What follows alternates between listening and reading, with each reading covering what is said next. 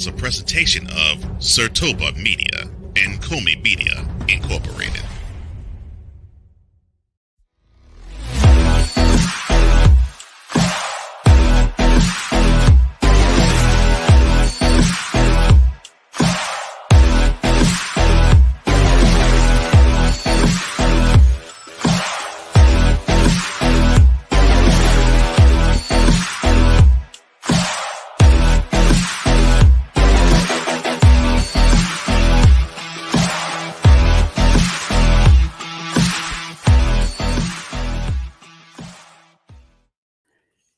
Cam Newton, fight manager. Oh, what do I mean? Next on Total Football Talk.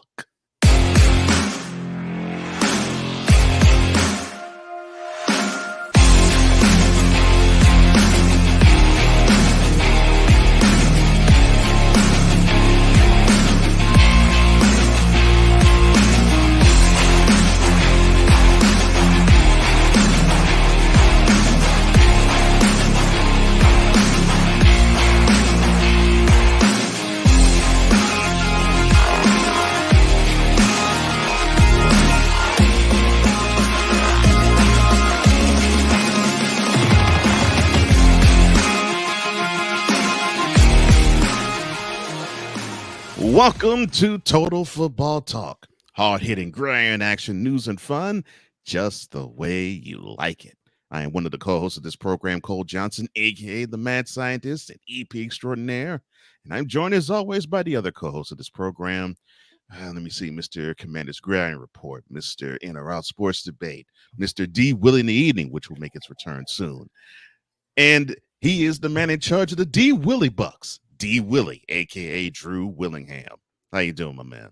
Hey, I'm doing great out here, brother. Thank you again, as always, as we have got one great show. And to answer that intro, this Sunday, 9:05 p.m. Eastern Time on Sertoba Media, you can find D. Willie in the Evening's premiere for Season 2.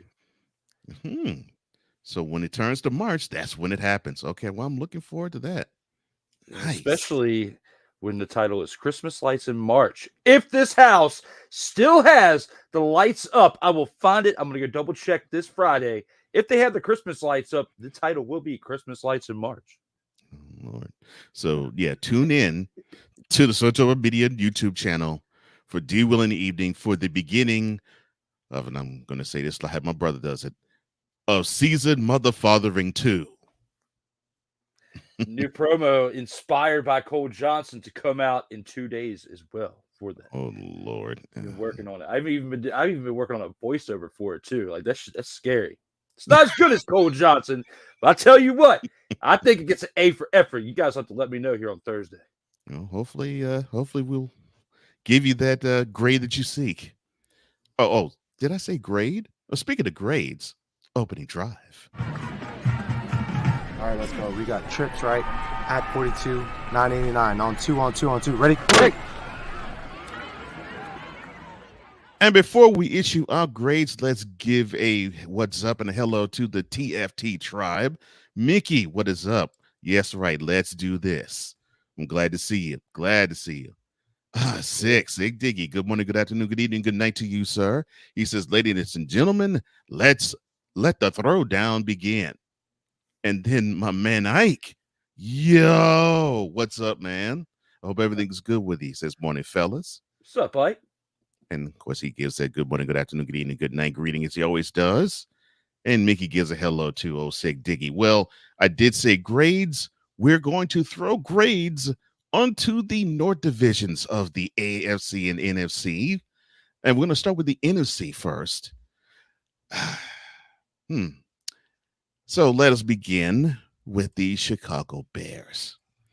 So they, of course, finished their season at 7-10. They technically brought up the rear in the division. But they had some, even though with their offense sputtering and doing good at times and spattering some more and playing with and without Justin Fields, it still lacked punching weapons. However, some good things did happen. As Montez Sweat was acquired from a trade mid-season, and the defense was so horrendous, He led the team in sacks for the year with only a half a season under his belt with the Bears.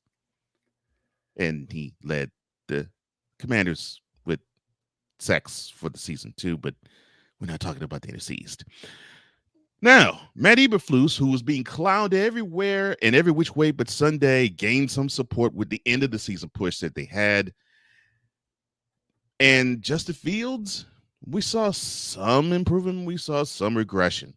And seemingly the team is not all the way sold on Justin Fields being that man for the rest of this decade and going into the 2030s. All right, so your thoughts on the Bears and the grade that you give them, sir? Overall, looking at where they were to start the season and how they finished, I think I'd have to give them a C minus. I don't want to rank them too low, and I don't want to, of course, give them too high of a ranking either. But when I look at this team as a whole, I mean, that trade for Montez Sweat definitely changed my overall look on this team by the end of the year. And, you beat me to it with talking about the fact that Montez Sweat not only led the franchise that he was traded for in sacks in a short period of time, but he led the other franchise that he came from. Not often that you have a player lead in a statistic like that, especially a statistic that's very hard to rack up numbers like that for. So between those two franchises, Montez Sweat was like the superhero between the two ailing franchises in 2023. But, looking at this team overall, I mean, 7-10 record. Yes, the offense still lacks the punch and weapons like you were talking about.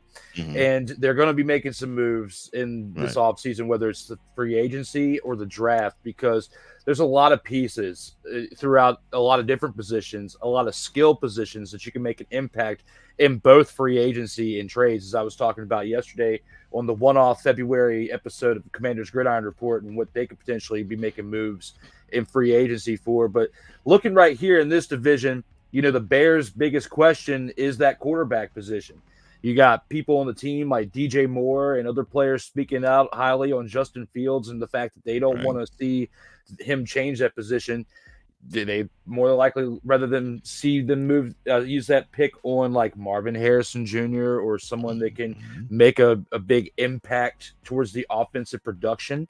But I think it would be a waste if they drafted and used that pick on a quarterback, because Justin Fields, he has had some issues since he came into the league, but he's been a better option at quarterback than what they had prior to that, like Mitch Trubisky and the others that have come since like Rex Grossman and Jay Cutler and the issues that the Bears have had over there. Gosh. But 7-10 for their final record to end the season was a bit more respectful. I would say respectable for them to finish that way, considering the way things went to start. I mean, I think the Montez Sweat trade saved some jobs by the end of this season. So it's how they build on that momentum from those moves in 2023 in this offseason that'll tell a good tale. But I would say, for now, for what they did this past season, I would give them a C minus. C minus. Okay. That's not a bad grade. Mickey gives them a C. I'm sort of it's C, but I don't know if it's C or C minus for me. All right, I'll go with you. I'll say C minus. And the reason why I think the Montez Sweat trade did it for me. I think we actually got a chance to see the Bears turn the corner and actually have the identity that they used to have when you were a twinkle in your mom's eye and I was a teenager. I mean, we were starting to see a team that was built on defensive intensity and all the offense getting the job done virtually on the ground. Although, they had DJ Moore. Let's be honest, that team offensively is Justin Fields going buck wild on the ground or bust. And that has to change. And toward the end of the season, we saw some glimpses of Justin Fields doing well. And we saw the defense tightening up. But that should be how it would be, because Matt Eberflus's especially is defense. Of course, we didn't know that until the end of the season, because we pretty much figured that he was going to be a lame duck for this year. And yeah, I totally agree with you. In Montez Sweat saving jobs, he saved Matt Eberflus's mostly. But yes, I give the Bears a C minus. It was headed toward an F real fast. Oh yeah. Oh yeah. Oh gosh, that trade saved him. Yeah, that trade. Yeah, the Montez Sweat trade. That's what saved them. Now we go from the Bears to the Vikings, who also finished their season at 7-10, and they even took well, let me do this correctly, and they even took an.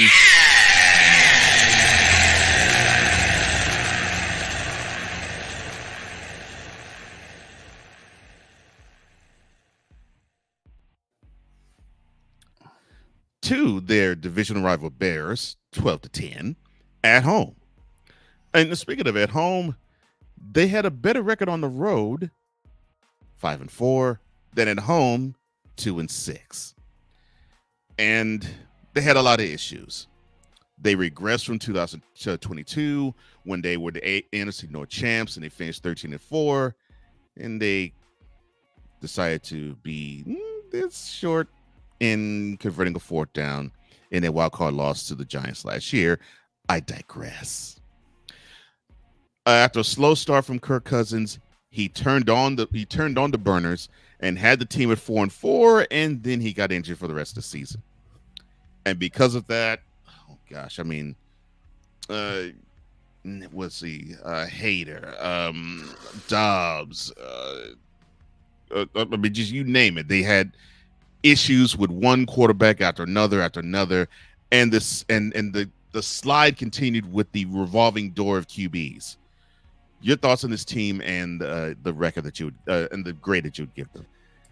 You know, the fact that they finished 7-10 is, you know, in some cases that people would say it'd be a miracle, considering that carousel of quarterbacks you were talking about. Mm-hmm. It really speaks volumes on the coaching over there. And you and I have talked about that, you know, throughout the second half of that season, you know, that we're recapping, because, you know, not many coaches can keep it together to muster up 7 victories in a 17-game season with that type of, you know, turnover at the quarterback position. And the fact that they were in the playoff chase until very late in the season, I mean, it says one thing about the division, but it also says another about the fact that they still had the grit to stay with it in games. They weren't pretty. I mean, some of them were pretty ugly. The wins were ugly. The losses were, you know, they were close. But, you know, overall, to make the trade, I mean, they brought in Dobbs. You know, of course, that really didn't work out in the way that they had hoped, considering, you know, what he had done for Arizona in the time that Kyler Murray was out. And he did a lot more with a lot less over there in Arizona. Right. I just think that the chemistry didn't really fit well with him in that system over there, Kevin O'Connell's system. No, but, you know, for them to do what they did without Kirk Cousins, the big question mark going into this offseason is what are they going to do with that quarterback position as well, just like we were talking about with the Bears, because Kirk Cousins is a free agent. So, you know, there's other teams that are going to be looking at potentially rendering his services. But for him, you know, it was pretty big downturn when he got hurt. And it wasn't right at the beginning, like when Aaron Rodgers got hurt on the fourth play into the first drive of the season. I mean, they started off pretty bad, the Vikings did, and Kirk Cousins willed them back to a 5-5 record when he got hurt.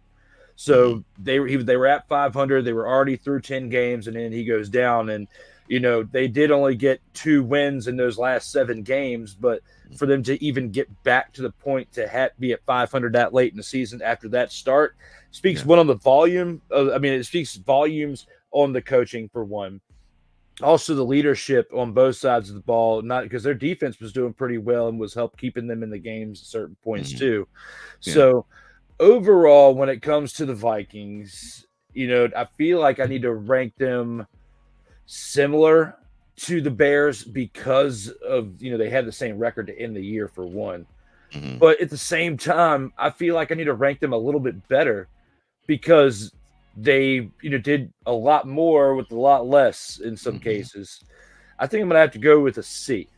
You know, not a C minus, but a C for the Vikings here, and that's based on mainly what we saw from the coaching to help keep them in it when the cards are stacked against them.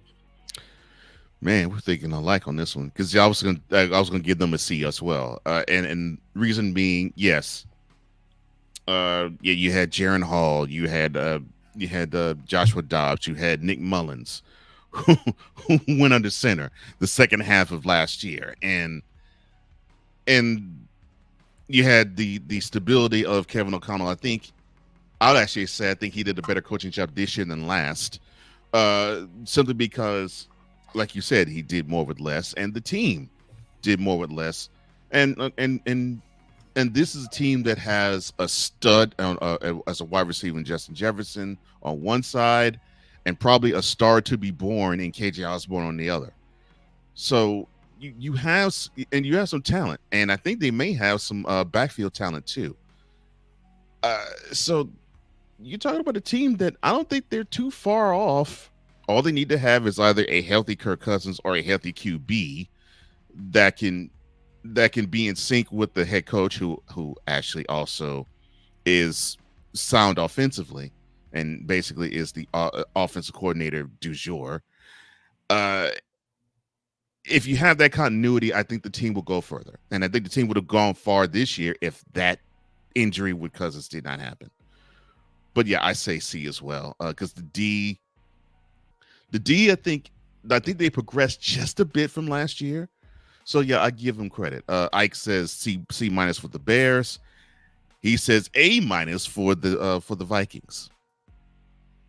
What? Yes, you might want to calm down that Folgers in your cup this morning there, Ike. I don't know about the A minus. You might be agreeing with the whole coaching. Maybe A minus for the coaching, but overall for the team, C. I might, if you were saying A minus coaching, I would probably lean a little bit more towards agreeance there. But if this is an overall grade, you got to calm down that Folgers in your cup, bro. Oh, Lord. The best waking up is Folgers in your cup. I'm sorry, my bad. Also, I got to give a quick shout out to this man right here that you just brought this up. So I'm getting ready this morning, right? Get out of the shower, look at my phone. Got a message from Sick Dicky. It's a video. It's the Kyle's Mom song from South Park. Lord. Rendered in a different fashion. And I got to say, the laugh that came from that was a great way to start the day. Thank you again, Sick Diggy, for the Kyle's Mom song. If any of you would like to see it, I can forward it to you. Shout out to South Park. All right. Six says, truth be told, Justin Fields should leave the Bears. His knees and his career will thank him for it. Well, the problem with that is the way he has been coached up thus far, I don't think his knees will be thanking him, because I think he'll be doing some of the similar things. Now, if he got under someone like, let's say, Andy Reid, then his knees would be thanking him. But for the most part, I think coaches will have him do what he's been doing with the Bears. That I don't like. Oh, and he says, as for the Minnesota Vikings, are you kidding me? Thank you, Paul Allen. Oh, my goodness. Ryan McCarthy of No Credentials Required fame. How you doing this morning, sir? He says, good morning, gentlemen. To be fair, the Vikings could have finished 7-10 in 2022 if they didn't have all those last drive wins. True, sir. True. Very true. Because to your point, sir, yes, they gave up more points. They gave us 3. But they gave up more points than they scored last year. But that also, I think that's accredited to someone like a Kirk Cousins, who told the team, okay, well, let's not give up. Let's not give in. And let's get the W's. And so they got a lot of close W's and they had a couple of blowout L's. One to this team in particular. And it's disgusting when I think about it.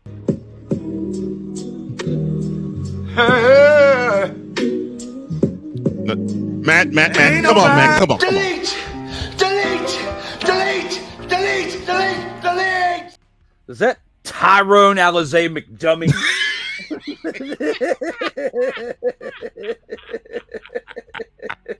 Tyrone Alizé McDummy. I love it. Well, I love it. To kind of touch up with what we were just talking about with McCoffey's comment right there, you hit the nail right on the head. Usually when you have a team that ends the year with a 7-10 record, or I mean, even better than that, and they have scored less points than what was put up against them, is usually exactly what you were saying. With those wins were really tight, were really close, like sometimes field goal or less, and then their losses were like 10 point, 10, 13 points or more, on average. So for you to be able to pull that off, to have 7 wins when you have that type of a deficit when it comes to the scores put up versus against, this definitely speaks volumes again on the way that this coaching helped lead this team towards something that remarkable, with the 4 quarterbacks going through there, especially in the last 7 weeks. Yeah, I agree with you. I think the positive going into 2024 for the Vikings is I think they found their coach in Kevin O'Connell for at least the next 5 years because of the job he did this past year. I think they're solidified with him being the guy leading their team on the field. Mickey also gives the Vikings a C. Oh, and Ryan says that is not Folgers in his cup, Drew. That's whiskey. And that's not even Bailey's. Oh Lord. And that's not even Bailey's Irish Cream, bro. That's that hard stuff. I don't know. Oh Lord. Thank you, sick. Lord have mercy. Oh, why do I entertain these people? We come to the Green Bay Packers. So they had they finished the season 9-8. They had a real sluggish, slow start to the season.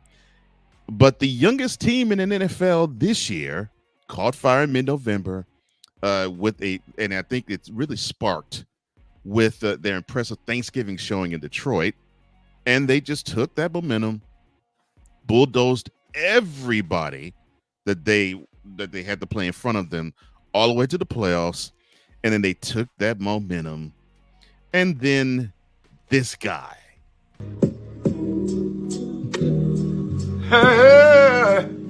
was delete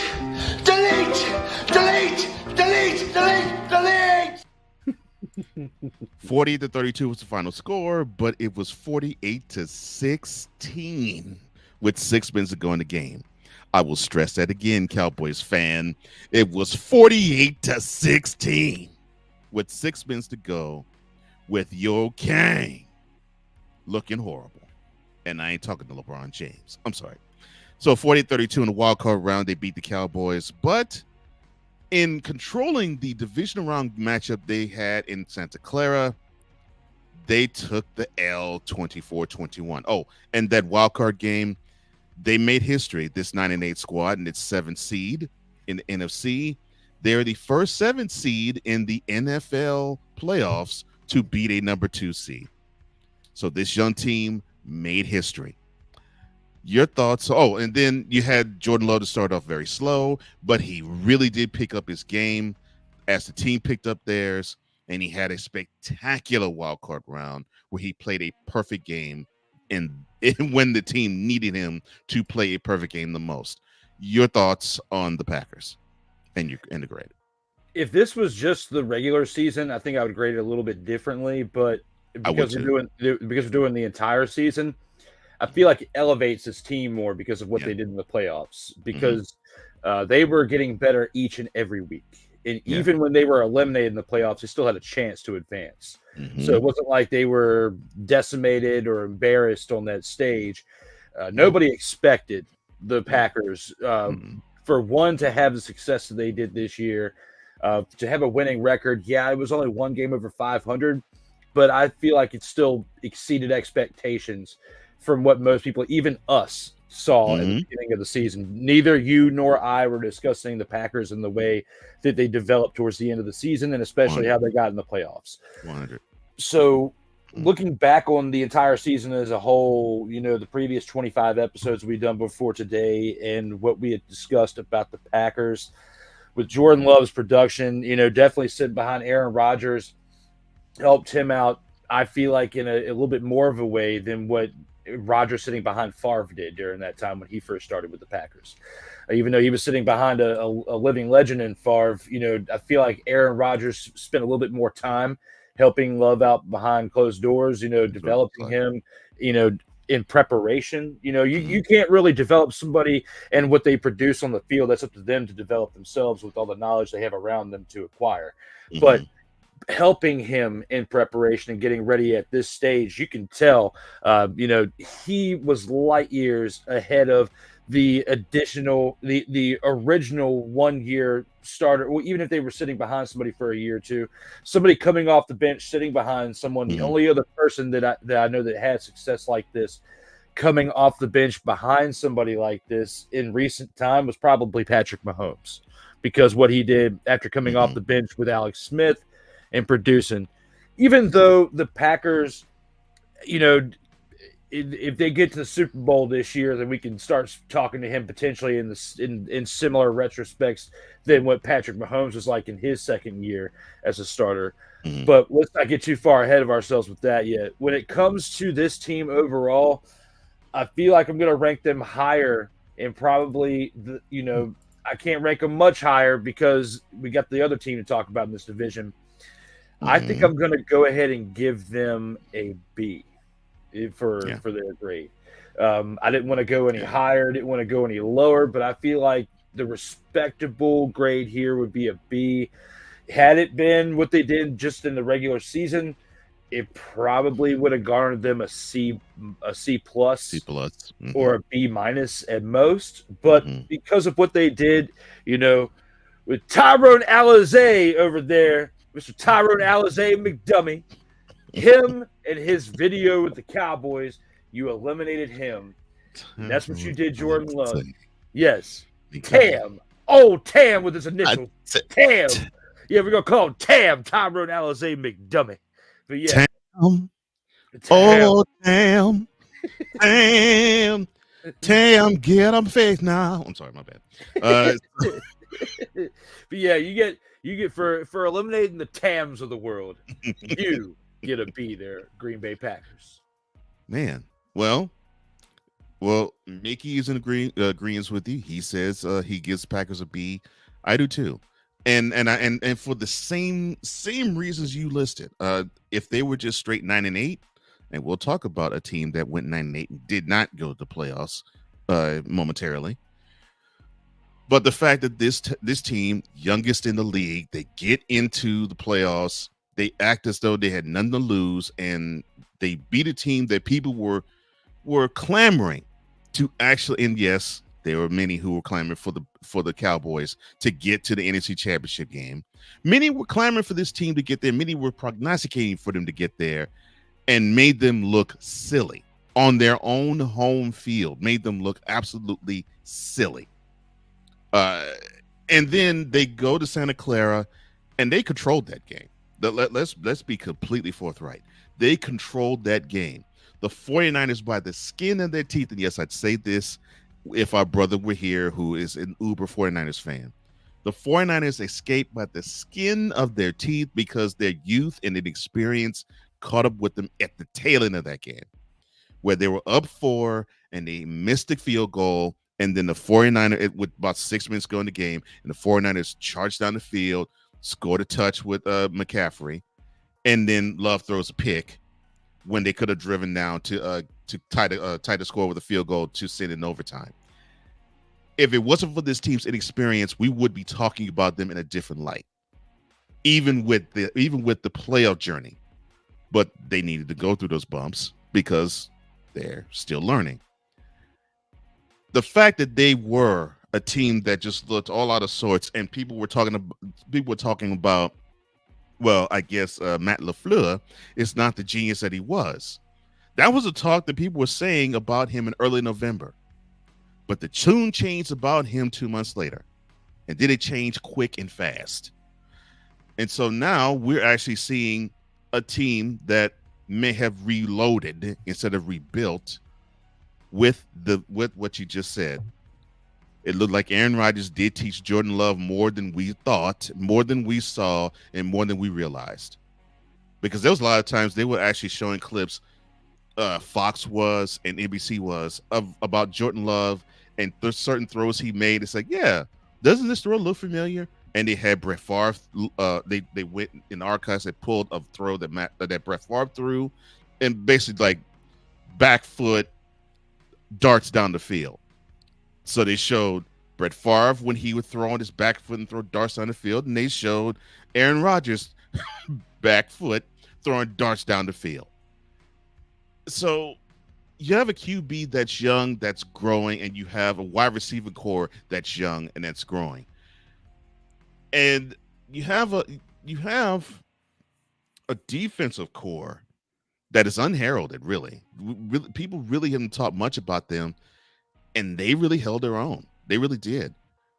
And I think you have LaFleur to thank, and I think you have Aaron Jones, the running back, to thank, because I think those two infused the confidence of the rest of the team, saying, you could do this. You all may be the youngest team in the NFL, but you could do this. You could do this. And somehow, and I know this message had to happen right before Thanksgiving, they bought in. They bought in. They were a different team. Love matured. The team matured with them. And now we're talking about this team possibly challenging the Lions for the NFC North crown because they're young. They advanced one round into the playoffs, and they may have arrived sooner than we thought. Oh, Sick. Oh, Lord. Sick says, Cole, it's best if you got a dump on Victor Locke, V-Lock-A3, or should I say Victor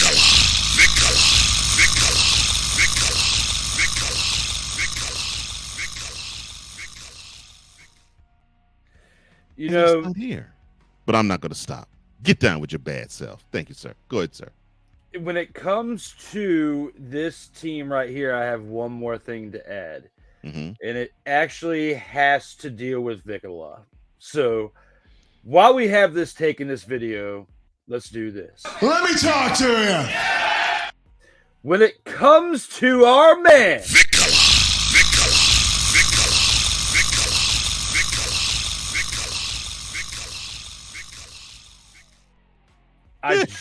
I just wanted to say I'm sorry for this, but the moment when the Packers served that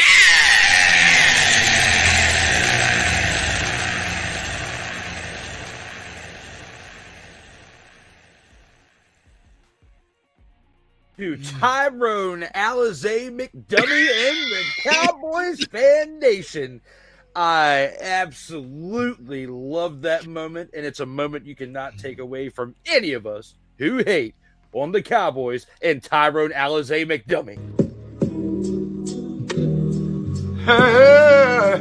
Delete! Delete! Delete! Delete! Delete! Delete! I rest my case. Oh, Lord.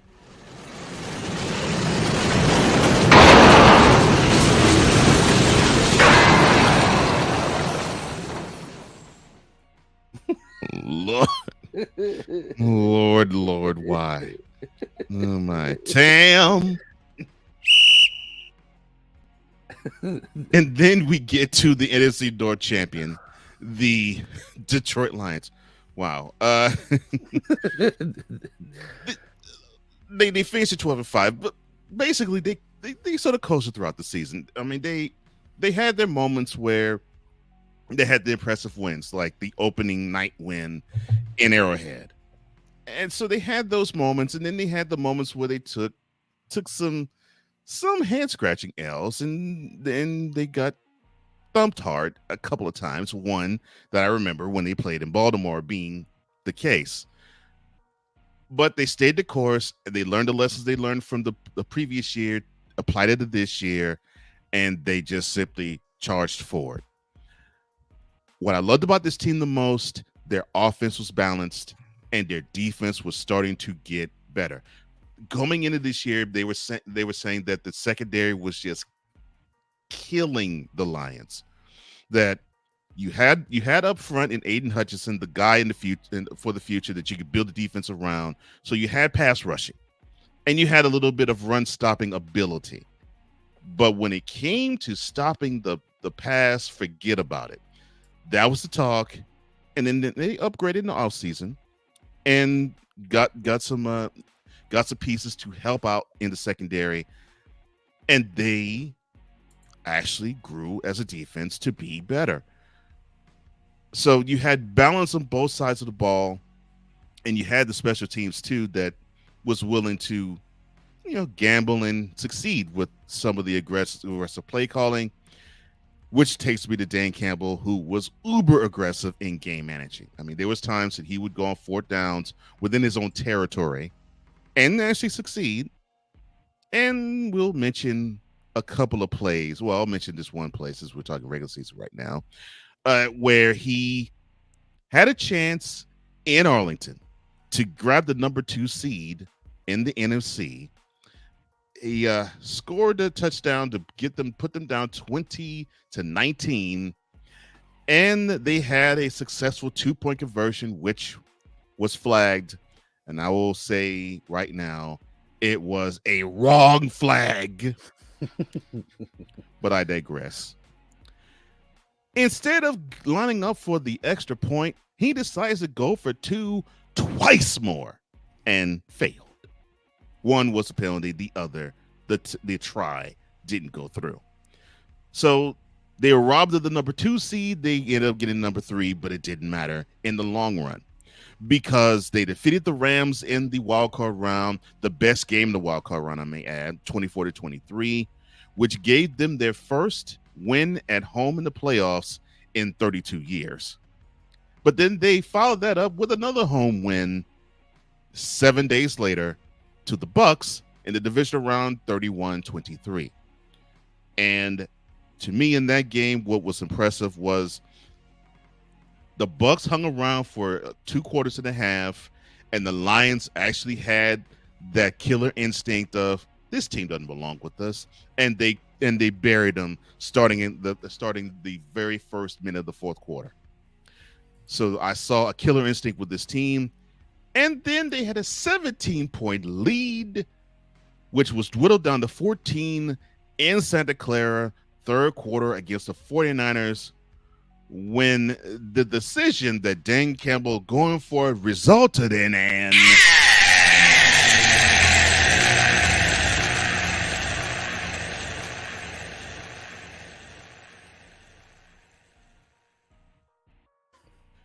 but the Lions actually was still in the game. That was a lie. Well, what ended up happening was the 49ers went on a run where they turned a 24-10 deficit into a 34-24 lead. It ended up being 34-31, and the 49ers eliminated the Lions in the NFC Championship game, which that was the first time they went that far in 32 years. Your thoughts on the number 3 seed in the NFC and the grade you give them? I mean, with that last part that you threw out there, the first time they've advanced that far in 32 years, I mean, speaks volumes to how bought in this team is on Dan Campbell's philosophy. I mean, I got to quote our guy Kyle Nash, who calls that coach Man Campbell because he is all man talking about going in there, biting kneecaps, going there in the trenches, getting down low, do what you got to do to protect your quarterback and protect your team and advance in the best way you know how. This team right here is something special. It's something that we've been seeing brewing for the past few seasons since Dan Campbell came in and took over at the head coaching position. I mean, looking at this team and what they produced, they were 12-5 during the regular season, and they were definitely cooking and firing on all cylinders throughout the entirety of the season and the playoffs until that moment in the NFC Championship where Man Campbell messed up and made those decisions that he made, in going for it on 4th down twice, like you had mentioned. And, the only thing that, you can kind of argue against that is that's been their identity since he's been there and been going for it on 4th down. And they wouldn't have gotten as far as they did into the NFC Championship had he not had that mentality. So, a lot of arguments were made in going against what we're saying here, talking about the fact that, had he given up on that and abandoned that then, had they lost, then you would have been shoulda, coulda, woulda. I should have gone back to my original game plan that got me here. So Gambling got him as far as he did. He was trying to gamble his way to Vegas, and it didn't work out. And, unfortunately, the 49ers went and, put up a decent fight against the Chiefs. But I feel like we would have had maybe a better chance at an NFC victory in the Super Bowl if the Lions would have won that NFC championship, because it's the team that everybody wanted to see go to the Super Bowl. But, the Lions' time could still come, or they could never get back as far as they did in our lifespan and go down another 30-year drought of doing what they did for the past 30 years. Hopefully not. I don't wish that ill will on anybody. But when it comes to what they did this year, they were the team to beat in this division. There was no other team in this division that did as well as the Lions, and there's probably not going to be many other teams that I'm going to rank this high on our grading scale each and every week. But based on what they did to get to the playoffs, and regardless if they made the Super Bowl or not, they still met expectations with getting to the NFC Championship game and making it a game. They lost, but it was a game because of the way that they played. I'm giving them an A+ this season. An A+. Okay. A+. All right. Okay. All right. Well, I'll give you my grade in a second. Let me see. Ryan says, "Dear New York Jets, follow Drew's advice for the next QB you draft. Let them ride the pine and learn for at least 2 seasons instead of throwing them into the fire immediately. Signed, a fan." Vic made it. Oh, he did. Okay, He did. Oh, man, Vic, you got to go back like 10, 15 minutes and see when we were talking about you and your fellow Cowboys Nation fans that I named Tyrone Alizé McDummy. Tam. Oh, don't worry. We'll get to that. I gives the Lions a B+. Let me see. Lions or... No, I'm sorry. That's the Packers. He gives the Packers a B+. I'm sorry. 6 says, "Cole, I'll send you some clips by a YouTuber named Bathmaster. You'll love the humor." All right, I appreciate that, man. I look forward to it. Oh, and Nike loves the Tam. Oh, sick.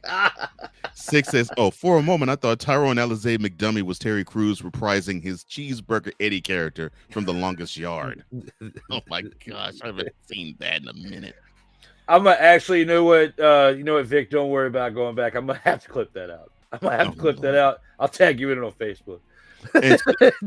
And speaking of the 49ers and 49ers fan, the Uber 49er fan that we know, our brother from another, Brian Snow, aka Snowman. He says, "2 of my faves. You guys mean the world to me." Well, we're glad that you're doing all right, my man. Hope everything is good with you in your world. And then we come to the man who is known as Victor Locke, aka V like A3, otherwise known as Victor.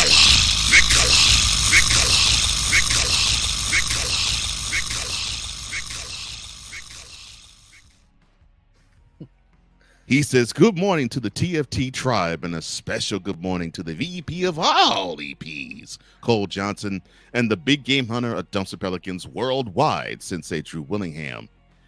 How are we this morning? We're doing good, my man. I hope you're doing well. Oh, yes. Oh, and and from this point forth, this gentleman here."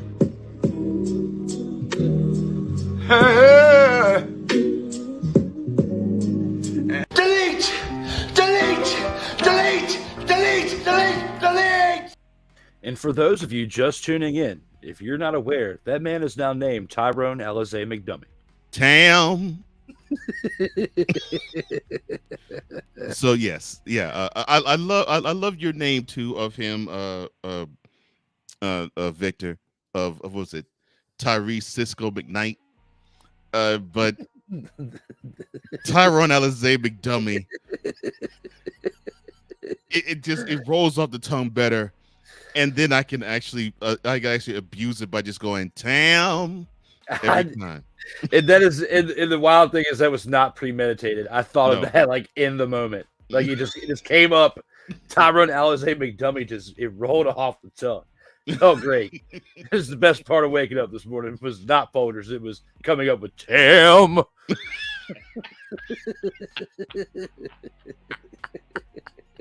Oh, Lord. Oh, Lord. Oh, or as Ryan says, the best part of waking up is whiskey in your cup. Yeah, Ike, let us know how that goes. Oh, Lord. Ryan McCarthy says, quote, I got the shakes that'll make you quake. I got the fries that'll cross your eyes. I got the burgers that'll, well, I just got the burgers. Close quote. Oh, thank you, sir. Oh, and 6 says, oh, doesn't that fool kind of look like Terry Crews? Yeah. Oh, and Victor gives his endorsement. He says, I love it. I'll have to remember that one. Yeah, so just remember this guy here when you see him. When you see this guy singing.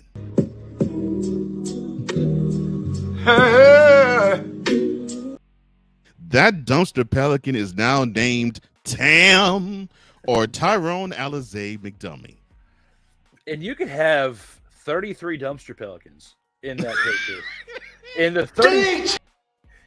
the 32 behind you are actual NFL teams, but the number one dumpster pelican will forever and always be Tam. Oh my gosh. Oh, 6 says all that's left is for an elbow from Michael Irvin in a game of pickup basketball. Oh my gosh. Oh, he says, my co-host Dunstan of No Credits Acquired. He calls him Dollar Store Usher. Tell him I love that name too. That is great. My grade for the Lions, I won't go A+, I'll go A-. And the reason why I won't go as high, look, they made history. This team even, I'll even say they're more successful than the 91 Lions squad. This is probably the most successful Lions squad since they won the NFL championship way back in 1957. I'll go that far because we're talking about 2 playoff victories and 2 home playoff victories at that. And 2 home playoff victories where let's be honest. And we'll talk about the Rams and we'll talk about the Rams in a couple of weeks, I think.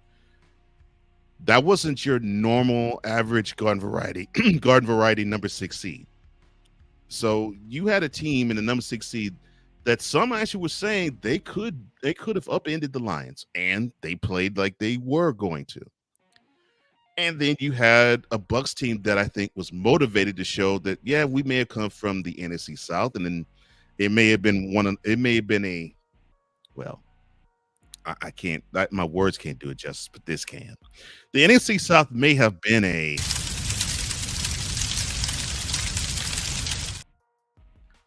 division this year, but we aren't dumpster fires ourselves. So you had 2 teams that came to Detroit, one to prove that they were better than what their record says or what their years went, how the years went. And the Lions met that challenge, like you said, so eloquently, sir. And they beat both challenges. Both of them were tough challenges, in my opinion, and they beat them. And then they had their best half of the season in the NFC Championship game. The first half of the NFC Championship game was the best half all season the Lions played, because the defense could not have played any better and the offense could not have been better. They were, oh gosh, it was beautiful. They were balanced. Speaking of balance, they kept the 49ers defense off balance. And then on the other side of the ball, the 49ers could not do anything against them. And then the gambling of Dan Campbell cost the team in the second half. Now, yeah, I agree with you. There are many who would say, well, if he were to have been more conservative, they probably would jump on him if they would have gone on to take the L. And they would have said, well, you're normally a gambler. Why were you conservative? Why were you scared? But Campbell, showing that he wasn't scared, he was like, we got here by rolling the dice. We're going to roll the dice some more. And sometimes when you roll the dice, you come up with 7s or 11s, and then other times you come up with snake eyes. He just rolled 2 snake eyes in the NFC Championship game. One when they were up 14, and the other when they were down 3. And that happens. But I give them an A- because I give them a little room to improve. I think they had what it took to be the NFC representative in the Super Bowl. And I would not have said that, though. And I think I started to say that about them actually in the game against the Cowboys in Arlington. I think that was the first time I actually started saying, "Oh, they could represent the NFC in the Super Bowl. They actually could." And they proceeded to prove they could, and then they played a bad second half. Oh Lord! You saw Ike's comment? Yeah, Yes. I just laughed at that Yes. too. There we go. Yes. Oh my gosh! Victor says, "You guys just made my Tuesday in the office." Damn. Victor says, "Oh my brother, testify." Thank you for that one, Vic. And Ike, I just pissed myself doing damn.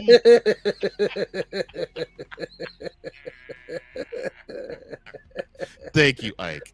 Oh my gosh. Oh, you all are so great. Oh Lord. But look, I can't really hate on the Lions.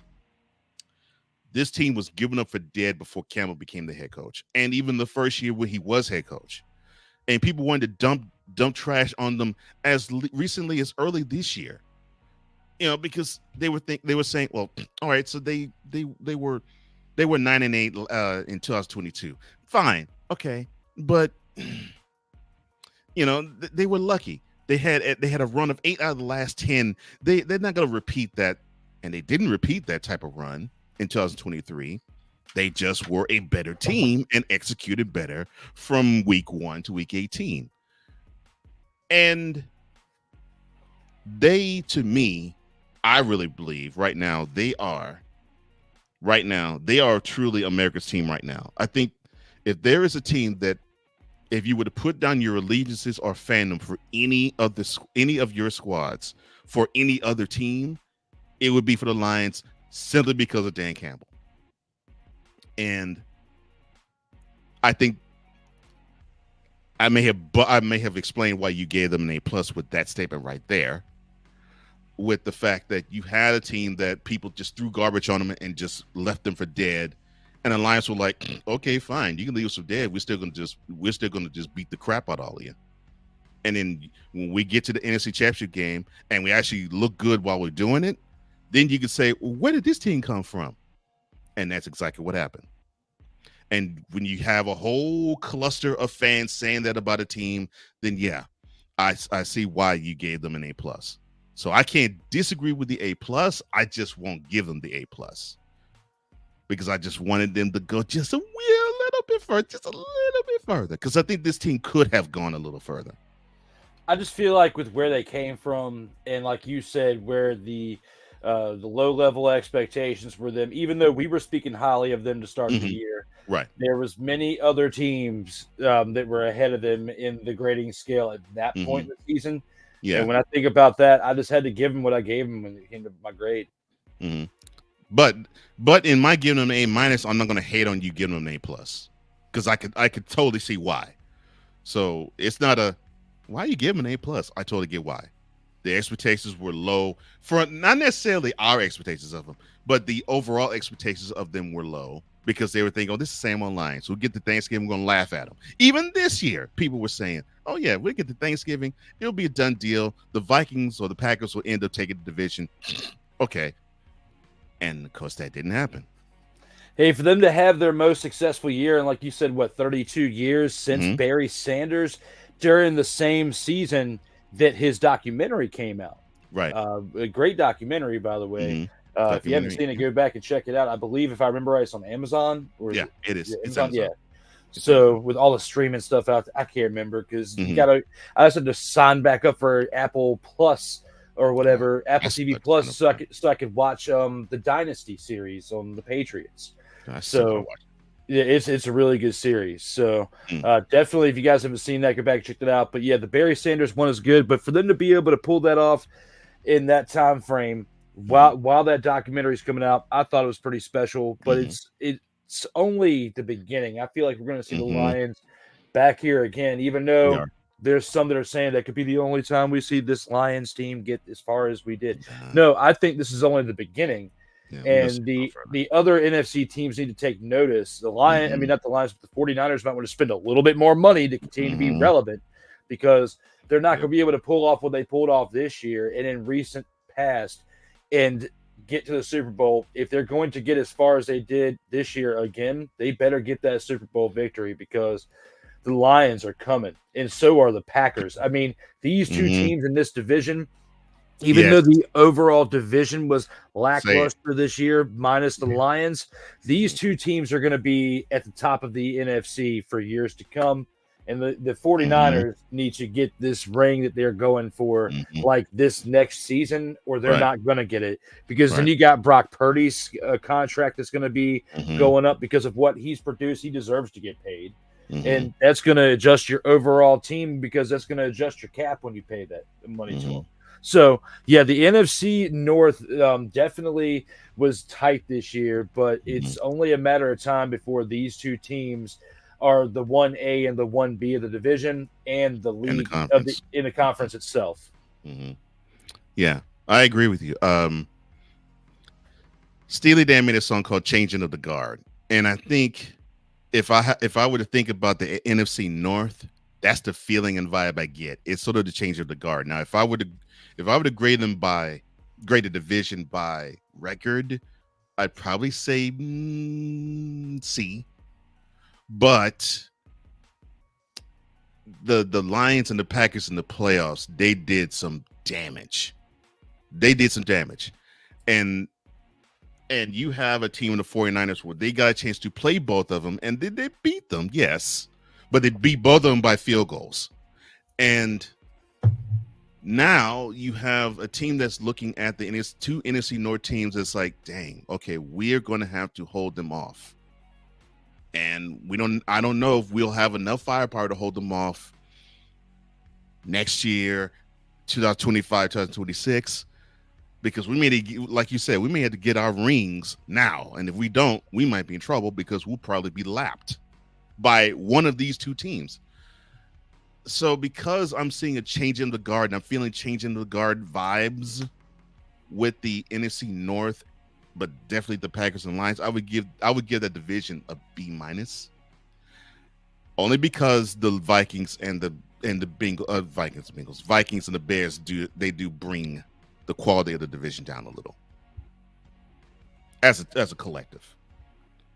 But look, Kevin O'Connell, I actually like you now. I had my doubts about you 2022. I actually like you now, because the job you had to do, whoo, wow. I mean, this division, that we can at least say that 3 out of the 4 teams have really strong coaching. Yes, the Bears, we need a little bit more time before we can really figure that out with Eberflus. But with the other 3 teams that we mentioned, they've got some really great coaching. For the Packers and LaFleur to be able to pull off what he did first year without Aaron Rodgers. You got Man Campbell over there with the Lions. And then, as always, on the other team, aforementioned as well, Kevin O'Connell with the Vikings. Definitely great coaching over here from what we saw. And the best is yet to come, I feel like. And, like we said, the 49ers, did he get on it quick? But the Chiefs are still the ones to knock off the top of the ladder at the top of this chain of the NFL pyramid. So we'll have to see how 2024 goes. But for 2023, I like how we both graded this NFC North. Yeah, thank you. I do too. And now that we're talking about it, the grade I am looking forward to hearing the most come out of your mouth is the 49ers grade, because I get the feeling we're going to have some choice thoughts and words when it comes to that team. And that is divorced from Snowman, just the thoughts of what we think about the team. Victor says, this just in.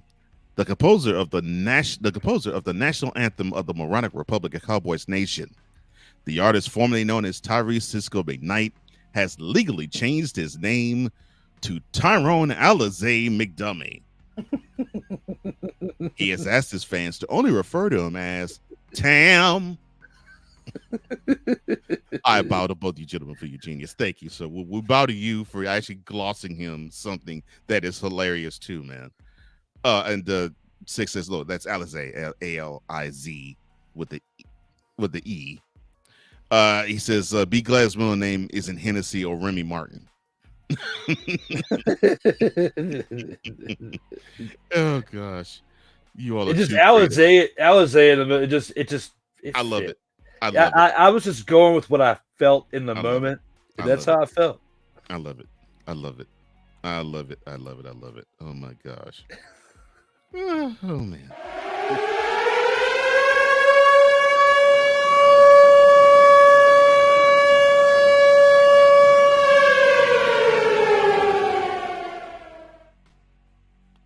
No, there isn't a reason why we played that button, and that wasn't even a mistake either. I just felt the need to hit it. But this will be a transition from the NFC North to the AFC North. And we begin with the Bengals. Now, you will notice that the team that finished the worst in the division still finished over 500, which that hasn't happened in 33 years. The last time it happened was 1970. 53 years. 1970 was the last time it happened. The Bengals stumbled out the gate and limped to close the year. But I have to admit, the team just was battling. They showed fight no matter who was in front of them.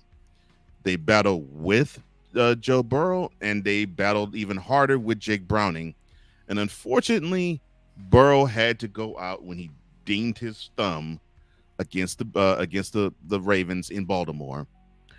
And Browning took over, and the team seemed to respond to him well, and he seemed to make a good accounting for himself. But where did the Bengals go wrong? Well, here's where they went wrong. When they didn't play an AFC North opponent, they were 8-3. When they did play an AFC North opponent, 1-5. Your thoughts on the Bengals and the grade that you give them? Looking at this team right here, at first I would consider ranking them close to the Vikings, and how I had them earlier. But I just feel like with the other teams inside of this division, I really can't, because 9-8 is like the equivalent of 7-10 in the other divisions, or even 6-11. Because just the way that this division is, it's a little bit different than the other division that we had mentioned, and I don't know. It's kind of tough. I feel like with what they did without Joe Burrow, it warrants them to get a little bit better of a grade. If on the other hand, because of the way the division was set up, I feel like I need to give them a little bit worse. I'm gonna go with a C-. I don't want to go with a D because I feel like that's too low. But because of the fact that they had a winning record in the season, for one, for what they did without Joe Burrow, because once he went down, I mean, everybody chalked it up as that was over. That was it. Yeah, that was it. Right. Just like the Vikings in the other division, they still were alive with their backup. The Vikings needed 4 quarterbacks to keep it going as long as they did, which hurt them to that aspect. But their backup, Mr. Browning over there, and for the Bengals, is a great system quarterback. That's definitely probably one of the better backups in the league. Don't think that he would be that successful as a starter. I think he'd have like the same success as maybe like Nick Foles when he went out on his own. He's better as a system backup quarterback than he is as a starter anywhere else. But when I think about all that, just like you had mentioned, they stumbled out the gate and they limped to a close. They limped to close of the year. They did show a tremendous fight, but that was based on the weapons that were around Browning, rather than him coming in and making an impact as, like someone like maybe Uncle Rico has done for other teams in the past, where he came off the bench and was able to keep the team alive. Browning was a no-name, didn't really have that much clout in the NFL to where we didn't expect for him to be able to pull off what he did. The games were close. It wasn't anything to look back on as, he blew us out the water. but he did his job. And for them to get as far as they did with the lowered expectations once Joe Burrow got hurt, I feel like it warrants a C-.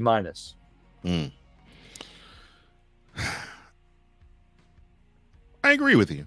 And the reason why I agree with you, and here's another reason why I agree with you, and Victor's on point. He says, look, you got to win your division games first. And yeah, you do. And that is what definitely hurt the Bengals. Plus, go ahead. And that's why the 1-5 that you had brought that record within the division, I couldn't rank them any higher than a C-. And usually I would rank a team lower with that type of division record. But because they finished with a winning record, because they did what they did with the backup, I felt like they at least deserve a C-. Yeah. And the 1-5 that came against the one came against the Browns, who sat a lot of their starters in week 18. So if that was if the Browns didn't secure a playoff spot and they needed it for the playoffs, that record might have been 0-6. But because the Browns handled the Bengals when they played them in Cleveland. And I mean handled. I mean, the Bengals didn't stand a chance in Cleveland against them.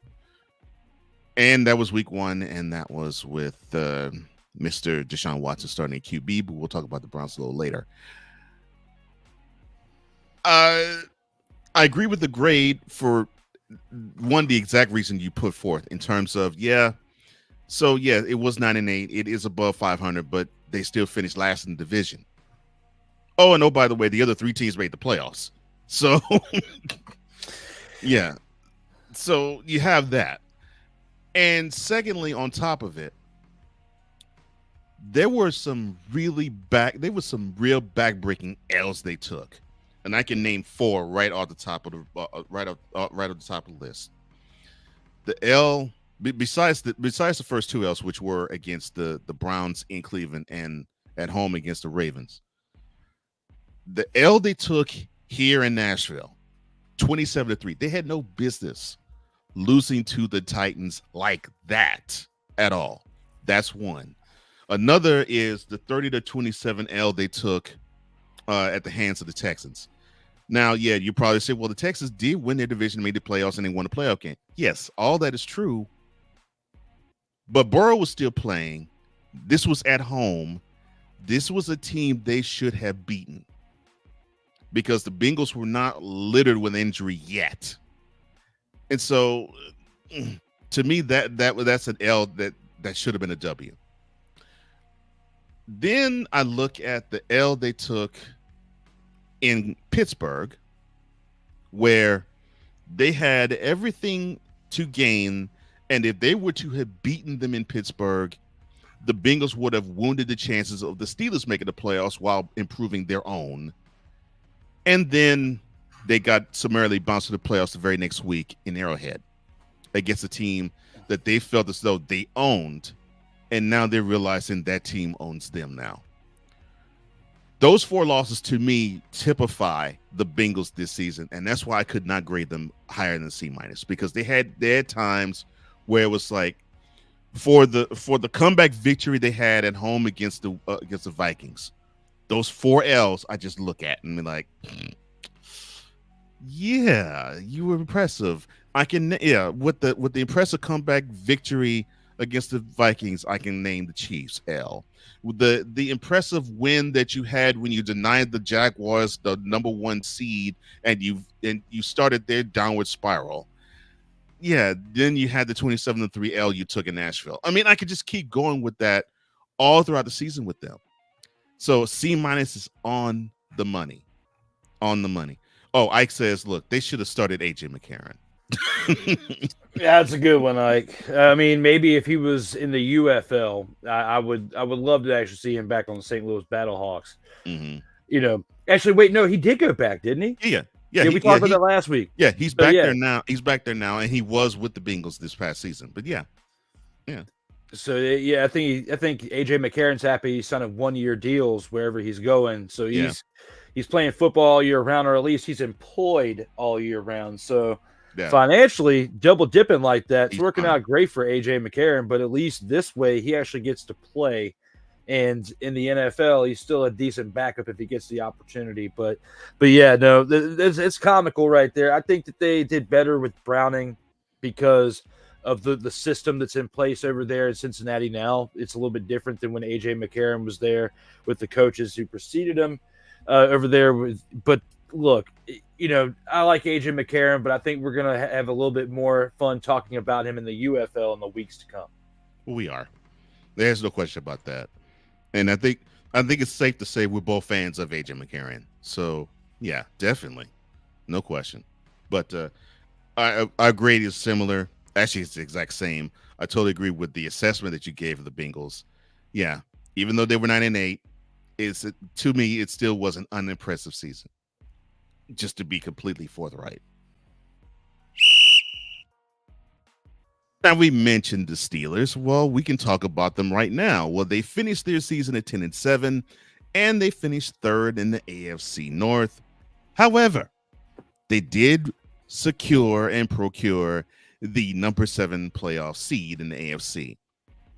And they did it, with a lot of help from a lot of different places. We will talk a little bit more about that when we do the AFC South. The offense was absolutely, abjectly terrible. Oh my gosh, I can go.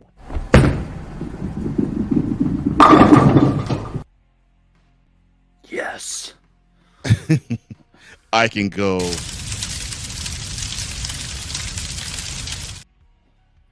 I definitely could go this way too, because that offense was dumpster pelicaning it all the way up. Bishop, was the Steelers offense fun to watch? Hell to the no, to the no, no, no, no. Hell no, no, to the no, no. The Steelers offense takes 19 weeks worth of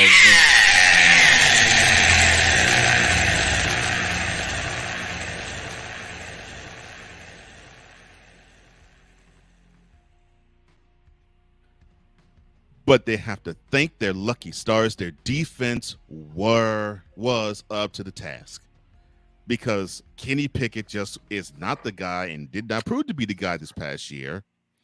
The strength of the team was their defense, and chiefly amongst them TJ Watt, who led not just the team but the league with 19 sacks. And it wasn't for that D that was absolutely stubborn from week 1 to the wild card, they would have been sunk. Now, I'll give them credit. I'll say this about the running game of the offense. As the season went along, it improved a little bit more with Warren in the backfield, along with good Lord, senior brain Harris. Thank you. So I know the name was going to come, but I had a moment of senioritis. Warren, the two-headed monster of Warren and Harris, that running game improved incrementally as the season went on. And I'll be doggone, the team actually made the playoffs with 8 thumbs, Mason Rudolph as quarterback.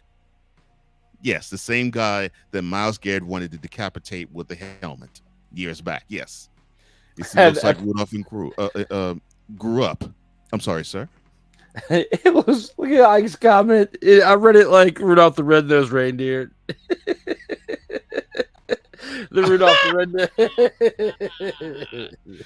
AKA, and I'm going to steal this one, Ike, because I love it a lot. Mason the Ruthless Racist. I read it like Mason the Ruthless Racist. Oh, that's even better. Mason the Ruthless Racist. Had a very shiny head. I'm sorry, my bad. But yes, the Steelers made the playoffs with Mason Rudolph as quarterback, but their season ended very abruptly with a 31-17.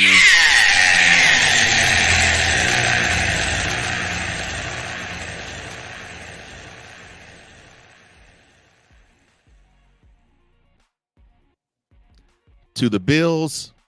And the game was 21-0 early in the second quarter. Your thoughts on the Steelers and the grade you give them? With the previous division that we talked about, we talked about coaching and, how impactful it was. And this is another example of that. Mike Tomlin Give him his flowers. extends his streak for the entirety that he has been a head coach in the league, especially all that time being with the Steelers, and has not had a losing record yet. 17 years and counting. Yep. 17 consecutive years. And this year we thought that streak was going to end. And the crazy thing is that the 1 year where it looked like he was going to do that, they were calling for his head. And then he goes out there and finishes the year 3 games above 500 and finishing with 10-7. So when you think about all that, and then now miraculously he's staying again, I got to think for somebody that wins and has, probably the most wins-loss record in the NFL right now, has probably had the most pressure in the past 5 years as far as if he's going to have a job or not by the end of the year. Until we get to the last 2 or 3 weeks of the season, we don't know. And that was definitely propelled this year as far as how the wins and the losses stacked up by the way the defense played. The defense carried them, to that 10-7 record. Yes, and TJ Watt with those 19 sacks, boy, I tell you what, they would not have gotten that far with Kenny Pickett as the starting quarterback for one. And, TJ Watt could have had 25 sacks, but if Kenny Pickett would have started all 17 games, they would not have finished 10-7. They would not have made the playoffs. And the fact that they made the playoffs with Mason Rudolph, who a lot of people didn't even know he was still with the Steelers after, what happened with Myles Garrett was many years ago. So now in 2023, well, during that season, now we're in 2024, but for this season, nobody would have thought that when Mason Rudolph came in to take over when Kenny Pickett was out, that they would have the success that they did to end the year and make the playoffs. So it speaks volumes on how nasty that defense is over there in Pittsburgh. But for Mike Tomlin to pull off what he did, I feel like he should have been in the discussions for Coach of the Year when it came to the nominations and the awards. And even though the best man won, I feel like, he deserves his flowers in the aspect of people are expecting him to go 7-10, not 10-7. I have a lot of praise for Mike Tomlin over there in Pittsburgh. Very jealous they took my guy Cole Holcomb away from Washington, but it definitely worked out for him over there on the defense, as Holcomb definitely contributed towards the great season that the Steelers had. So looking back on it in everything as a whole, when it comes to that in this division, it's tough. I want to grade them higher than this, but on the fact that they made the playoffs and they did what they did, I want to rank them higher than this, and I feel like I'm underwhelmingly grading them, but I'm going to have to give them a C for this one. I want to give them a C+ or B-, but I just feel like, in all fairness, because of what the other teams did that we still have left to discuss, I'm going to give them a C. And it's mainly the offense weighing them down. If the offense is a little bit better, and they had another win or two and maybe advanced a little bit more in the playoffs, I would rank them a little higher. But their offense brought them down enough to where I have to be fair about this and give them a C. Yeah, I agree with that. I do. I think the C is a fair grade.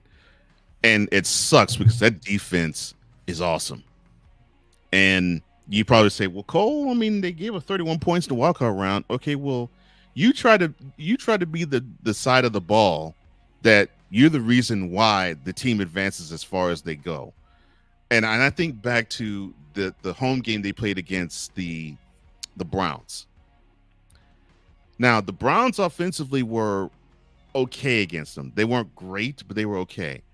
But the Steelers' offense against the Browns was horrible. They didn't score a touchdown. They only managed 4 field goals against them. If it weren't for 2 touchdowns on defense, if it wasn't for a pick 6 and a fumble return for a touchdown, that game would have been a nail for them. That game right there, I circled that game, and unfortunately, that's the game that Nick Chubb got injured for the season when Mika Fitzpatrick went down low on him. That typifies to me the Steelers season right there. because if the defense did not outscore the offense in that game, the team would have taken an L because the offense didn't do their job fully. And that is and that to me hurts the overall grade of the team. Oh, they made the playoffs. Yes. They won 10 games. Yes, but nah. The offense just didn't come to play all year round. And they didn't really start to show signs until December. And that was when Kenny Pickett was out the paint. You know, when other QBs, heck, they even played better under Mitchell Trubisky. Not much, but he actually did play better under Mitchell Trubisky. That is how bad that offense is with Kenny Pickett under QB. But that defense is awesome. Unfortunately, I agree with you. C is the right grade because the offense is just that bad. And the defense, oh man, I'm so sorry that we didn't get a chance to see them shine in the walk around because yes, TJ Watt was out for that game too, to boot. And that furthers the point of the defense worked so tirelessly to get the team to the playoffs that they actually hurt themselves while doing it. Oh, they were worn out. They were done. They were gassed by the time they got through week 18 in the season. Yeah. And if it wasn't for the fact they were playing a team in the Ravens where they didn't need the game, they had the number 1 seed sewn, so they didn't really have to compete all that hard. Although the Ravens competed hard enough, but they didn't really have to go full bore against them. If it wasn't for that, we may not have seen them make the playoffs, because I think we would have seen a team with a gassed offense. I mean, with a gassed defense and an inept offense. But credit to Mike Tomlin. The dude just does not give up. He does not allow his charges to give in, and they just keep fighting. But I think that was the most heartbroken for the Steelers that were out of all the teams that were eliminated in the playoffs, because you don't want to see anybody put as much fight as they do and get to the playoffs and be so worn out that they can't even do anything. I mean, the deficit that they faced in that wild card round was a result of they were worn out by the time they got there. They didn't have a chance. And it's sad to see that because they deserve better for they put forth as a fight to get there. They did. And it's unfortunate. That's why I'm not going to clown them for saying, well, they took it on the chin by double digits. They had nothing else to give. They had nothing else to give. Even the improving offense had nothing to give because they had to struggle to get to that point offensively. Defensively, they were holding up the whole doggone operation. They're like, okay, someone else take over. We're done. So I tip my cap to the Steelers having that fight and that grit. And yeah, I was pained for them when they got bounced too. And I felt it before they played. I was like, man, this is an easy opponent for the Bills to wallop. And it's because they just simply have nothing else to give. That defense for sure had nothing else to give. And they were going to Buffalo without TJ Watt on the field. I'm like, I hate it for him. But yeah, I give them a C. But the fight they have, that is a credit to Mike Tomlin and their defense led by Mika Fitzpatrick and TJ Watt. And shout out to Cam Hayward too. A wonderful captain in his own right. That side of the ball, they just will not allow a team to die. They will not allow a team to give up or surrender. I tip my cap to them. Now, the Cleveland Browns, the team that ended up procuring the number 5 AFC playoff seed, they struggled all year long.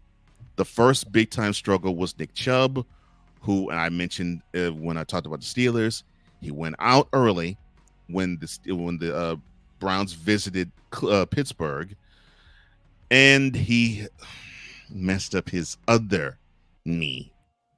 Is the knee that he messed up in college when he was running back for Georgia was rehabilitated fine, but the other knee got messed up this past, I think it's October. when they went to Pittsburgh. Man, I hate it for him. And he was running like a champ, and that happened to him. I hated to see that. But Chubb wasn't the only casualty. You had other casualties, mainly Deshaun Watson, who he showed some signs, but not necessarily the signs that we wanted to see in terms of, wow, he actually looks really good. He looked pedestrian at best, and he looked out of sorts at worst. And he did complete his time on the field in Baltimore, throwing 14 of 14 for 150 yards, and I think a couple of touchdowns in a come from behind 33-31 victory in Baltimore. But a dinged up wing had him gone for the season, and that was early enough as well for the Browns to spiral downward. But here's where the good news gets great for them. The defense was good. Not so good on the road, though. They gave up 29 points on the road, but they were stingy at home, only giving up 13. And they were led by the Defensive Player of the Year, Myles Garrett, with 14 sacks and the second most double-teamed player in the league. Second only to Micah Parsons of the Cowboys.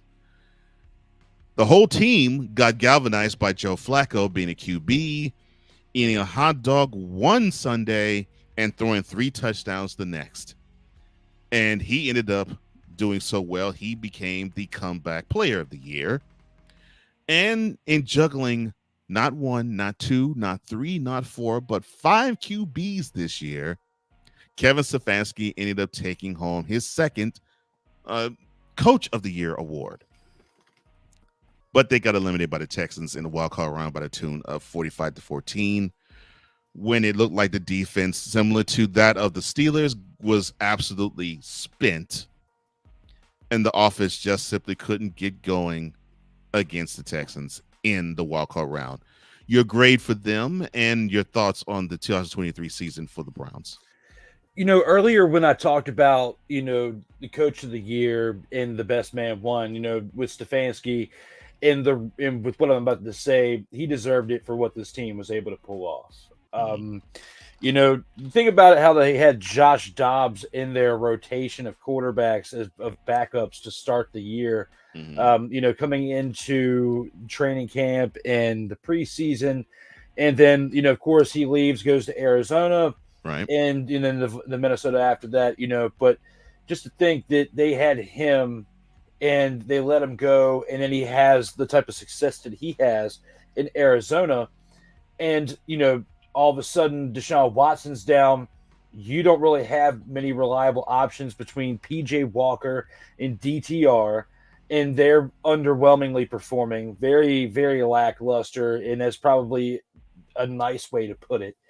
But then, you pull a man off the couch who's literally sitting there eating potato chips, watching football, hanging out with his kids, playing around with his kids at home. It's midway through the season, and you make a phone call to him. And, the funny thing is, he comes in there, and like you have here in the slate, he galvanized the team.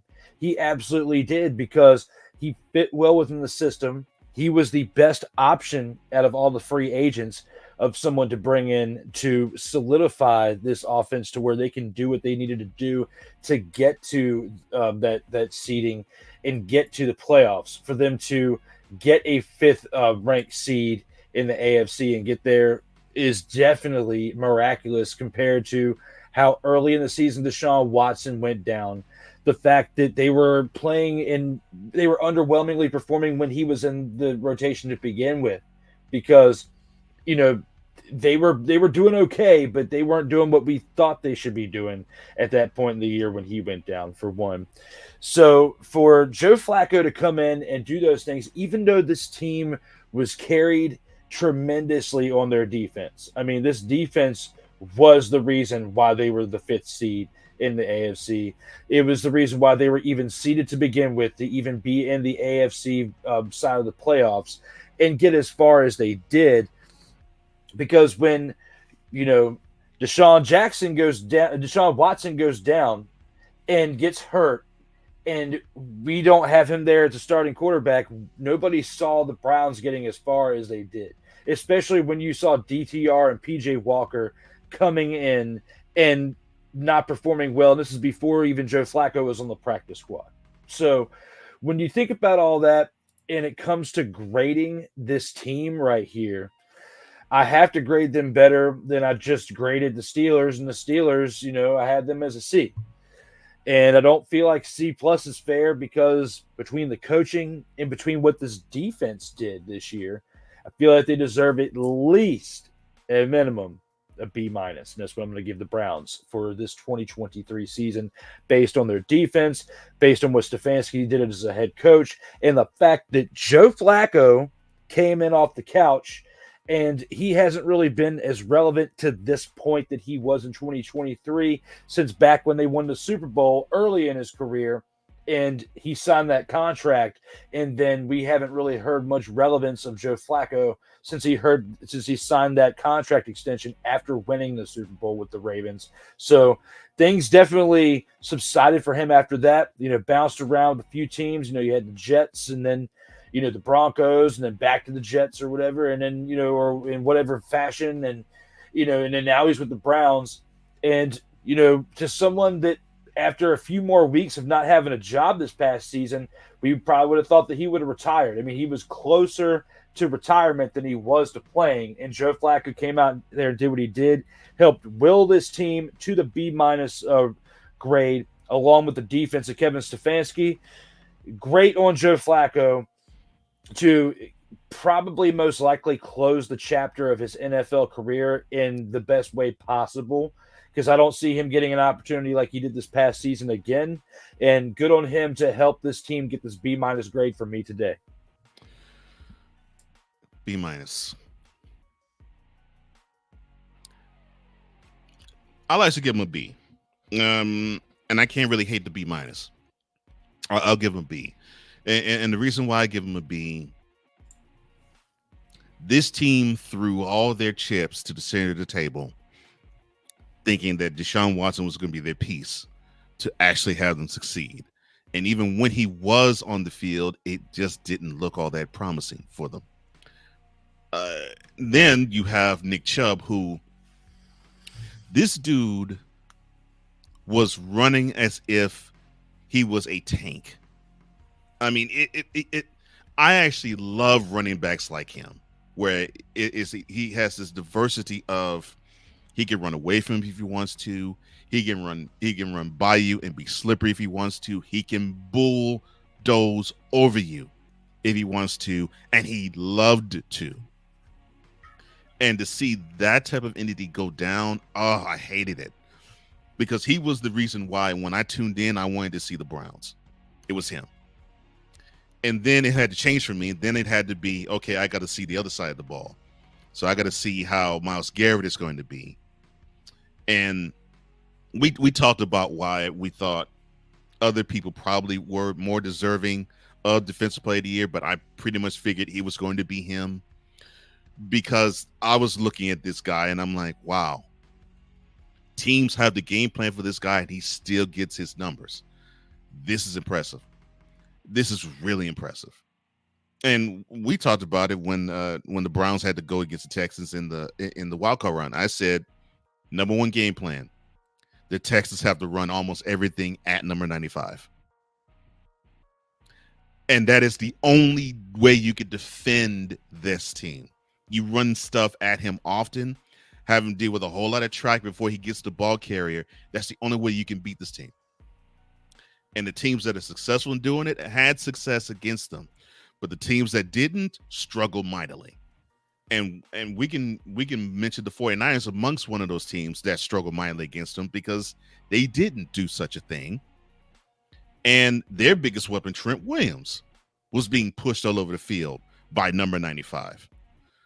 So to me, it was, okay, so Myles Garrett is the reason why this team is going to advance as far as they advance. And then I had to tweak it yet again, because it was like, okay, so that's on his side of the field. Now we've taken care of the other side of the field with Joe Flacco. And that was the best he looked since, to me, his drive to the ring he got in Baltimore. He looked. I won't say he looked the best QB in the game, because he did make his fair share of mistakes. What I loved about him was that he was able to get the ball down the field. He was able to get the ball to the playmakers, and he was able to give a little more breathing room to allow them to be balanced on offense. And my thought was, the last few years, the Kevin Stefanski-led team leaned just a little bit too hard on the trick plays and the run. And they're like, okay, we'll ease up a little bit on trick plays, but we're going to throw it down the field a little more often, because we got a big arm in Joe Flacco. We can do that. And once they did that, once they simplified that type of process, the offense looked better. And that's the best Kevin Stefanski's offenses looked, including when Baker Mayfield was there. And I don't actually fault Baker for that. I fault Stefanski for that. So I love this team and how they were able to lick their wounds, still got up, still got off the canvas, and they still gave you a fight. And if you weren't willing to fight back, you were going to get left behind. And I actually believe the L that the Texans took to the Browns in December helped them, reminded them of the fact of, oh, so if we don't fight back against this team, we can get punched again, knocked out early, and be down the canvas. Oh, we got to fight back, and we got to fight back hard, and we got to fight back often. And that was the lesson that I think other teams began learning toward the end of the year. But what I love about the Browns this year is that they were good to watch from an inspirational standpoint, sort of like the Rocky film. You know, you sort of had a feeling that, yeah, they're going to take it on the chin, they're going to take an L, but man, the fight they exhibit, I almost want to root for them. I almost want them to win. I really wanted them to succeed. I wanted them to go as far as they could go. And if it wasn't for the Texans, I would have rooted for them for that, in that same vein, for that same reason. And I love seeing teams like that, where they could have just folded up the tent. They could have been like, okay, the white flag's raised, 2024, here we come. No, they're like, okay, well, we're in this fight. And they came very close to giving the Ravens a scare for the AFC North crown. They had fight. And we're talking about a team that went through four different quarterbacks before Joe Flacco was the guy. So yeah, I'm impressed with the Browns this past year. And going forward, there's a lot of pieces on defense with the Browns I really like, and it doesn't involve Myles Garrett's name. Their offensive line didn't look bad either. They look like they got a pretty solid offensive line, because once Joe Thomas left, I mean, they kind of struggled for a little bit. They did. And They did. for them to make the moves that they made this past offseason, you can see they solidified that offensive line a little bit. Another thing, too, that I want to bring up to kind of add another layer to what you were talking about with Joe Flacco is I feel like he didn't really have the pressure that he had in the past with the other teams that he played for. And I'm not talking about because of the lack of an offensive line. I think the lowered expectations for him for this year. I mean, he didn't have as much expectations on his shoulders this year as he did in previous years, because this year, mainly manage the game, don't turn the ball over. He did that and then exceeded those expectations for them to get as far as they did. I feel like he had higher expectations, especially with New York and with Denver after Baltimore, because when he went to Denver, it wasn't long after they won Super Bowl 50 in Denver. Right. And they were expecting him to be that missing piece because they didn't have a real quarterback after Peyton Manning retired. And that didn't work out. The Jets, of course, we already know how that worked. So this is his best opportunity to succeed since leaving Baltimore, and he definitely did that. And if his career is over, then at least he went out on a high note. Yeah. And I mean, we were talking about a guy who's 39 now. So yeah, I think the only way it would have been better for Joe Flacco would have been another ring. But I did mention another because he already has one. So it wasn't the fight of, well, let's get the guy a ring and okay, he falls short. Man, well, it looks like he's going to end up having a disappointing end to his career. No, it's sort of like a cherry on Sunday type of ending to his career with this this push. So yeah, I've grown a fondness for the Browns just from the standpoint of this team fights, and I love the fight. I love a team that just does not want to give up and give in, and that you have to give them a fight to knock them out. And when I see a team like that, I just have to give props to them and tip my cap to them, and that's them all day. So yeah, good year, Browns, and I think, like I said, defensively, I think you're going places, and I totally agree with you, Drew. That offensive line, I think they've now recovered from the retirement of Joe Thomas. Then they did struggle for a minute, and now it looks like that line actually can pass block as well as they run block too. That's scary. That's real scary for the rest of the team, the rest of the league. Because if they can get a good running game going with a solid quarterback play, wow. And then you have the Baltimore Ravens, the AFC North champs, and the number 1 overall seed in the American Football Conference. And also the team that finished with the best record of 13-4. The defense, I led off with this one. You started to hear rumblings with Humphreys and with Hamilton, and to a lesser degree with Clowney, but you were not hearing much about the defense as a whole. But they were the unsung heroes throughout the season for this team.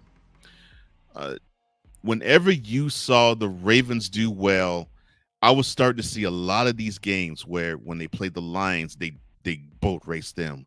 When they played the Dolphins, they boat raced them. And there was another team they played, they just boat raced. And I'm like, wow.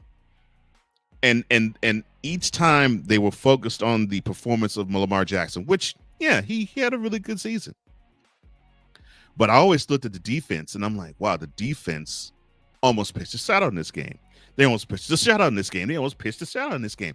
I'm like, wow, why are people not talking about this defense? Because they are the ones that are really doing the damage as a collective.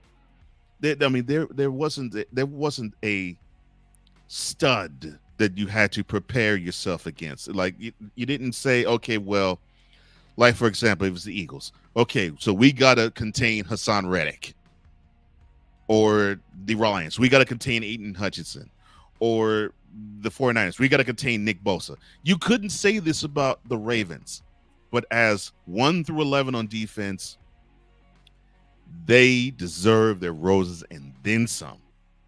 Because to me, they were the number one reason why they got as far as they got. And I'll say that right here, right now. Because the offense was pedestrian. And yes, I know I'm saying that with the understanding that the Ravens offense, rushing wise, was the number 1 ranked offense. I know. When it came to offense, number 1 rushing offense came from Baltimore. Understand that. However, that offense was still pedestrian. And yes, they were dealing with the loss of J.K. Dobbins, and they did it with a committee of running backs and the overall MVP of the league, Lamar Jackson's legs. And his arms too, because he actually did take care of the ball. He didn't really turn over the ball much, and you really didn't have that many fumbles. So, and I think that also led as well to time of possession, to keep the defense fresh, and to not put the team in compromising positions with making bad mistakes with the ball. We'll talk about that a little bit later. And like I said, they had many blowouts during the season where you just said, wow, this team, if they could keep the pedal to the metal like this, there isn't a team that can stop them. And this team, although they were decent at home. They were tough they were road warriors.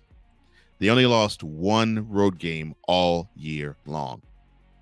And we're talking about a team that had to play in Pittsburgh, in Cleveland, in San Francisco. In fact, to me, the best game of the year came in Santa Clara, and the 49ers took it on the chin. They defeated the Texans in the divisional round 34-10. It was 10-10 at half. And the Ravens in the second half actually decided to say to the Texans, you do not belong on the same field as us, and we will show you why by scoring 24 unanswered points in the second half.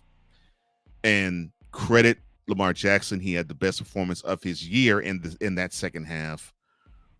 And he played mistake-free football in that game. But you couldn't say the same in the AFC Championship game as they went down to the Chiefs 17-10. And it was a home defeat at that. And the Ravens weren't in the game at any point in time. Your thoughts on the AFC North champs and the number one seed in the AFC, sir? You know, this team came so close to getting to the Super Bowl, and more than likely would have won the game, I feel like, had they played the 49ers or any other team, because they were that red hot. And mistakes with, you know, of course, Lamar Jackson in that pass that was intercepted late in the game, along with situations that, you know, were affecting their running game on that day, because they just could not run the ball to save their life. And they have to figure that out this offseason on how to establish more help, whether it's blocking or whatever it takes to get more run production out of their running backs, because Lamar Jackson can't keep running like this. He's 27 and is going to age out a lot faster if he continues to run the ball as much as he has. Like we talked about with other quarterbacks, such as Josh Allen, you see the production that you got out of Mahomes in the Super Bowl with running, because and as fast as he was, because he never runs and he can save that energy for moments like that when it's needed. So Lamar Jackson definitely did well this year, but I'm afraid that this is going to be his peak year if they do not get the pieces around him necessary, because he's 27. He just got his second NFL MVP. Okay. And, you know, it seems like he's been with the Ravens for a while, but he's only 27 years old. So, but the reason why I say that he could peak after this past year is if they continue to run him the way that they have been. We've seen other players that have been ran into the ground from their 20s, and then, you know, they're getting later on into their 20s and into their early 30s, and they just can't do anything anymore. And when 75% of your game is known as a mobile quarterback and running, and you get to 30 years old and you can't run anymore, there's not going to be many opportunities for you. Look at what happened to Cam Newton as an example. Right. So right here and right now, the Ravens need to figure this out this offseason, and we'll cover that more as time goes on. But looking back on what they did in the 2023 season, it's definitely nothing short of remarkable compared to their teams of the past and what they were able to pull off this year between the offense and the defense. The defense was just as nasty as the offense. They were one of the better, well-balanced teams in the NFL on all aspects between offense, defense, and even on special teams. You know, the addition of Odell Beckham Jr. definitely helped out with the receiving core and gave him an additional weapon for someone who could sling the rock too. You know, their running core did well for the majority of the season, but then there were times that you and I were talking about throughout the season as well. When your quarterback has more yards and rushing than your running back, it's going to leave some red flags. And I told you that several times. And I said, if they don't figure this out by the time they get to the AFC Championship game, they're going to get eliminated. And we saw that happen when they lost 17-10, because when he had to step away from his abilities as a running quarterback, even though that was the only positive thing that was happening in the running game that day was him, compared to his other three running backs that compared on total yards less than what Lamar Jackson did on the day. So looking at that, and then when he was forced to step up and be a quarterback, he threw the ball into the other hands of the defenders and gave the game up. So between that and some coaching miscues in that game, is what cost him. But when you look at their 13-4 season, what they did in the playoffs and the divisional round to get to the AFC Championship game, I have to, give them their flowers there, as the Texans are no slouch of a team. That's your team, but they are no slouch of a team. That's why they got as far as they did. But they handedly defeated them 34-10 in the divisional round. So when I think about that and their overall success in the season, I got to give them an A. I got to give them an A is going to be my grade for the Ravens. I know that I gave the Lions a 12-5 record. I gave them an A+. But I feel like, with what the Lions did, we didn't expect them to be 12-5 for one. We didn't expect them to get to the NFC Championship this year. The Ravens, we did. The Ravens, we were talking about early on in the year. We were discussing that if they continue to stay healthy, and you and I said it too, this is probably the healthiest, meanest defense we've seen of the Ravens since the early 2000s when they won that first Super Bowl, because everybody was healthy coming into this playoff run and nobody was really banged up. So to see what we saw and get the production that we got, even though it was a miscue or two in the AFC Championship game, had those not happened, they would have gone to the Super Bowl. I would have probably given them an A+, regardless if they would have won the game or not. But because of the miscues in the AFC Championship game, I have to dock a little bit from that. And I'm going to grade them with an A for their performance in the 2023 NFL season overall. I like the grade. I'm probably going to be a little harsher. I'm going to give them an A- because I really believe that they underachieve. The reason why I give the Lions an A- is because they really had a wonderful performance in the first half, followed by seeing them literally collapse right before our very eyes in the third and the beginning of the fourth quarter. And if I saw them actually fight back in that game more than they did, like if they would have gotten themselves together, kick a field goal, and send that game to overtime, I probably would have given them a higher grade. But I docked them because of that particular performance and Dan Campbell's game management skills, or lack thereof, there. The reason why I'm giving the Ravens an A- is for the exact reason you said. We anticipated them to get at least this far. With the number one seed in the AFC, we were thinking this team, if they played the way we saw them at many points of the season, heck, we didn't go to the way they played in early January against the Dolphins. If they played like that against them, which I believe the final score of that game was 56-19, if they played like that against anybody, they could have been in the Super Bowl. And that type of expectation was on them then. And because they fell woefully short to the Chiefs, and yes, you're saying, well, Cole, they only lost to them by a touchdown. They weren't in the game. Lamar Jackson reverted back to the reason why I have winced about this guy in feeling as though he has to get everything back with one throw, a deep throw of his arm. And yes, he has a deep arm. He can throw the ball deep. But it almost harkened back to, well, wait a minute. So his decision-making now is coming into question. That we were starting to ask that again about him. So, okay, so yeah, he got his money. He became the MVP again. He had a pedestrian season. He didn't have a spectacular season, but he didn't have a bad one. But he is the quarterback of the team that had the best record. And we were starting to question, well, he made bad decisions against the Chiefs, especially in that second half. And even with the fact that you could say, well, he was the leading rusher of the Ravens that game, people didn't talk about the leading rushing aspect of him. They were talking about his decision-making in the pocket. And I saw regression there. I saw regression. I'll be doggone him. I'm about to say what I'm about to say. I saw regression with John Harbaugh. I'm thinking to myself, you're a student of Andy Reid. I figured you would be motivated to want to show the teacher what you learned outside of what he taught you. And you had the tougher defensive squad, and you're at home. There is no reason you should have taken an L against this Chiefs team. And I'm not discrediting the Chiefs. You heard what I said when it came to that game. I said I believe that unfortunately they had the advantage at quarterback, they had the advantage in head coaching, and the Chiefs are going to win that game. However, if you're the number one seed, you have a defense the way that it is constructed, and you played a really good game the week before, because as a defense, you only allowed a field goal to the Texans because the other 7 came from a punt return for a touchdown.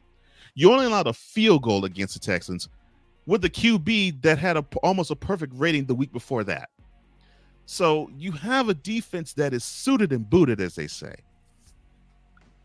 And they did their job in the second half. They shut a really good offense down, and they didn't score at all in the second half. But you saw a lot of miscues from that side of the ball in the first half. So I saw a team that didn't come in prepared, and that's a coaching thing. And not prepared on the side of the ball that they really rule in, which is, to me, defense. And then on the offensive end, I was seeing them put too much weight on the shoulders of Jackson to do the thing and only call 8 rushing plays that didn't involve number 8. 8. The whole game in the AFC Championship game, 8. One of those runs actually went for about 30 plus yards. 8 times you hand the ball to your running backs. No. And so I was seeing, okay, regression to QB, regression with the head coaching, dare say regression with both the coordinators. And it was it sort of took the wind out of my sails to want to give this team something higher than an A-. But they were supposed to get to the Super Bowl. They fell short, and they fell woefully short, and they didn't really look good in the AFC Championship game. And so for me, it's an A-, even considering the good year they had, and the thumpings they gave, and even the thumping they gave in the playoffs. They just fell short. Yeah, they just fell short. Now, for the overall grade of the AFC North. Oh, we didn't even do that with the last one. No, we did. I said. I didn't. Yeah, you didn't. All right, well, fine. NFC North. What's your grade, sir? NFC North, for the underwhelming play overall, except for the Lions. Mm-hmm. I'm going to give them a C. Yeah. Okay, so for the AFC North, the plus to me definitely is all teams finish above 500. So that has to warrant something. The only minus that this is the only minus I have for this division. 2 of those teams that advanced in the playoffs got bounced in the wildcard round. That's the only minus that I can say for this division. That's the only minus. Outside of that, you're talking about the coach of the year. You're talking about a guy who brought the team from nowheresville to the playoffs. You're talking about a guy in John Harbaugh who he has his team in the mix every year. And then the worst coach of the division, Zach Taylor, he actually did a pretty good job, all things considered. I have to give this division. Hey, I will say this. I will give the division an A. And I don't think I will give another division an A. I will actually say that right now. AFC North gets an A from me. I can agree with your analysis there. I'll say that they get an A too. Mm-hmm. Thank you. And going forward, I think this division can still give a lot of the NFL a ton of problems. The only question mark I have is, what are they going to do at quarterback for the Steelers? That's the only question mark I have. Outside of that, you almost have a Katie Bar-the-Door Pier 6 brawl as to who is going to be the AFC North champ, because you got all 4 teams that could vie for the crown at any moment in any given year. Now, you have the Steelers who have to sort out their quarterback issues, and you may have the Browns who have to do the same thing, because we're not sure if Deshaun Watson is going to be their guy going forward. But hey, they slid a whole lot of money in his direction. Yeah. They got to figure something out, because if not, they're going to be screwed. Mm-hmm. And hopefully Deshaun Watson takes this a little bit more seriously during this offseason, because I feel like that has a little bit to do with what's going on, because he's not taking care of himself. So when I put all that in the equation, 100. I gotta look at all that there, and I think the 2024 season is going to speak volumes on the Browns franchise if Watson's going to be the guy going forward. 2024 is going to be the year we figure it out in year 3 of him being with the Browns. Yeah.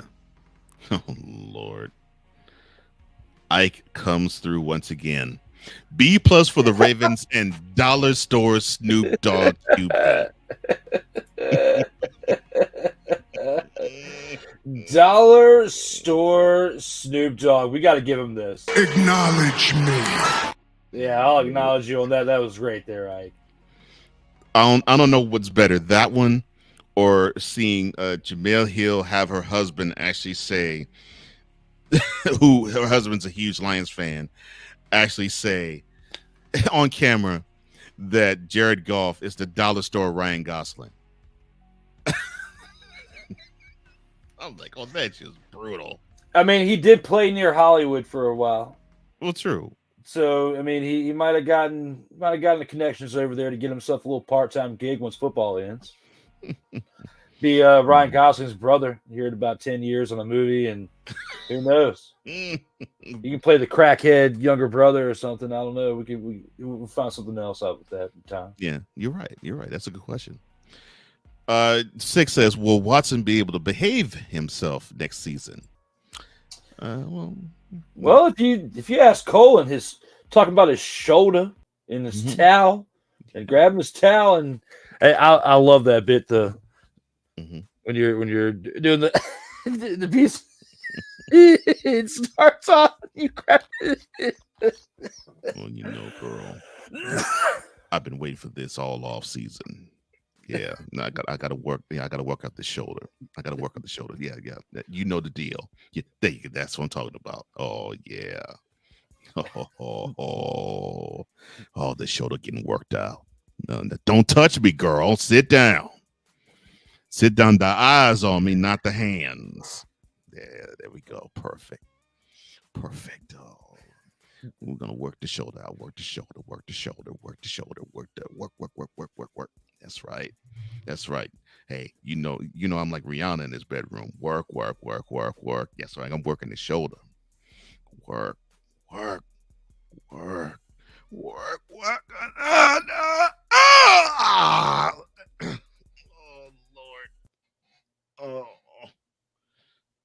Lord. My arm, my neck, my back. My arm, neck, and my back. Well, I heal up. We'll be back with the GRIDIRON SCOOP. Ow, my arm. All right, let's go. We got trips, right? At 42, 989. On two. Ready?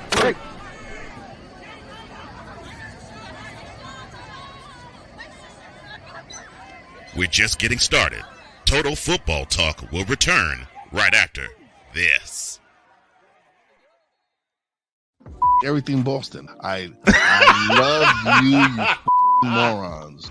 New Kids on the Block, New Edition. Dear whatever the law firm is. Sincerely, the U.S. Supreme Court.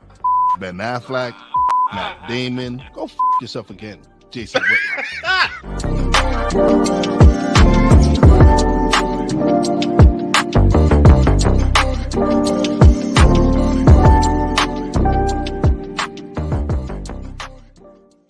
Ready to hang with some fellas who know football?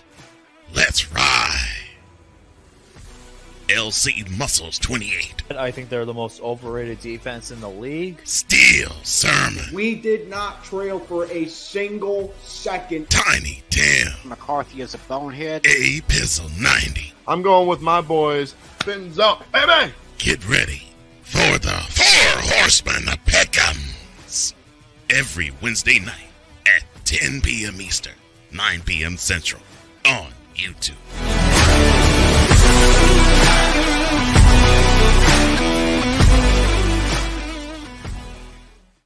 Poppy J. You got the option to cry for the government. You got the option to protest. You got the option to keep buying.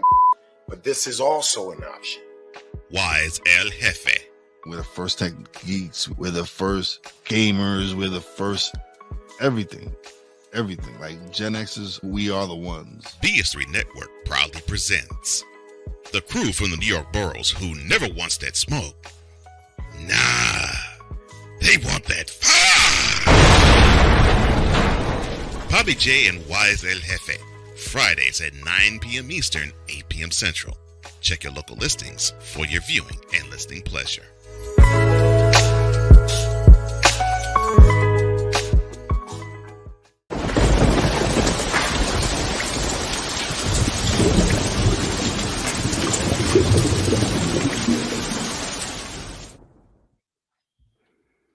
Dollar store Snoop Dogg the ball. I'm sorry, my bad. Welcome back to Total Football Talk with Drew Willingham. I am Cole Johnson. I love that. Like that's hilarious. That and the commercial that the Four Horsemen of Pick'em show commercial gets me every time. Tiny Tim, LC Muscles 179. Oh Lord. A Pizzle. I love that commercial. Oh Lord, I'm glad that you enjoy my VOs, but my favorite one of that commercial is Tiny Tim. I keep every time you do that, I think of A Christmas Carol and Tiny Tim just getting it, and then it's not even close to what is happening. But yep, whole T squared, Tiny Tim. Oh my gosh, you are too much. Oh my. 6 says smooth bedroom voice of Cole Johnson. It's brought to you by Sleazy Salons. No mani-pedis, just hands and feet done. And silky smooth massage parlors. Happy endings guaranteed. Oh my. Only you sick will come up with stuff like that. Well, I think it's time for us to advance onto the Gridiron Scoop.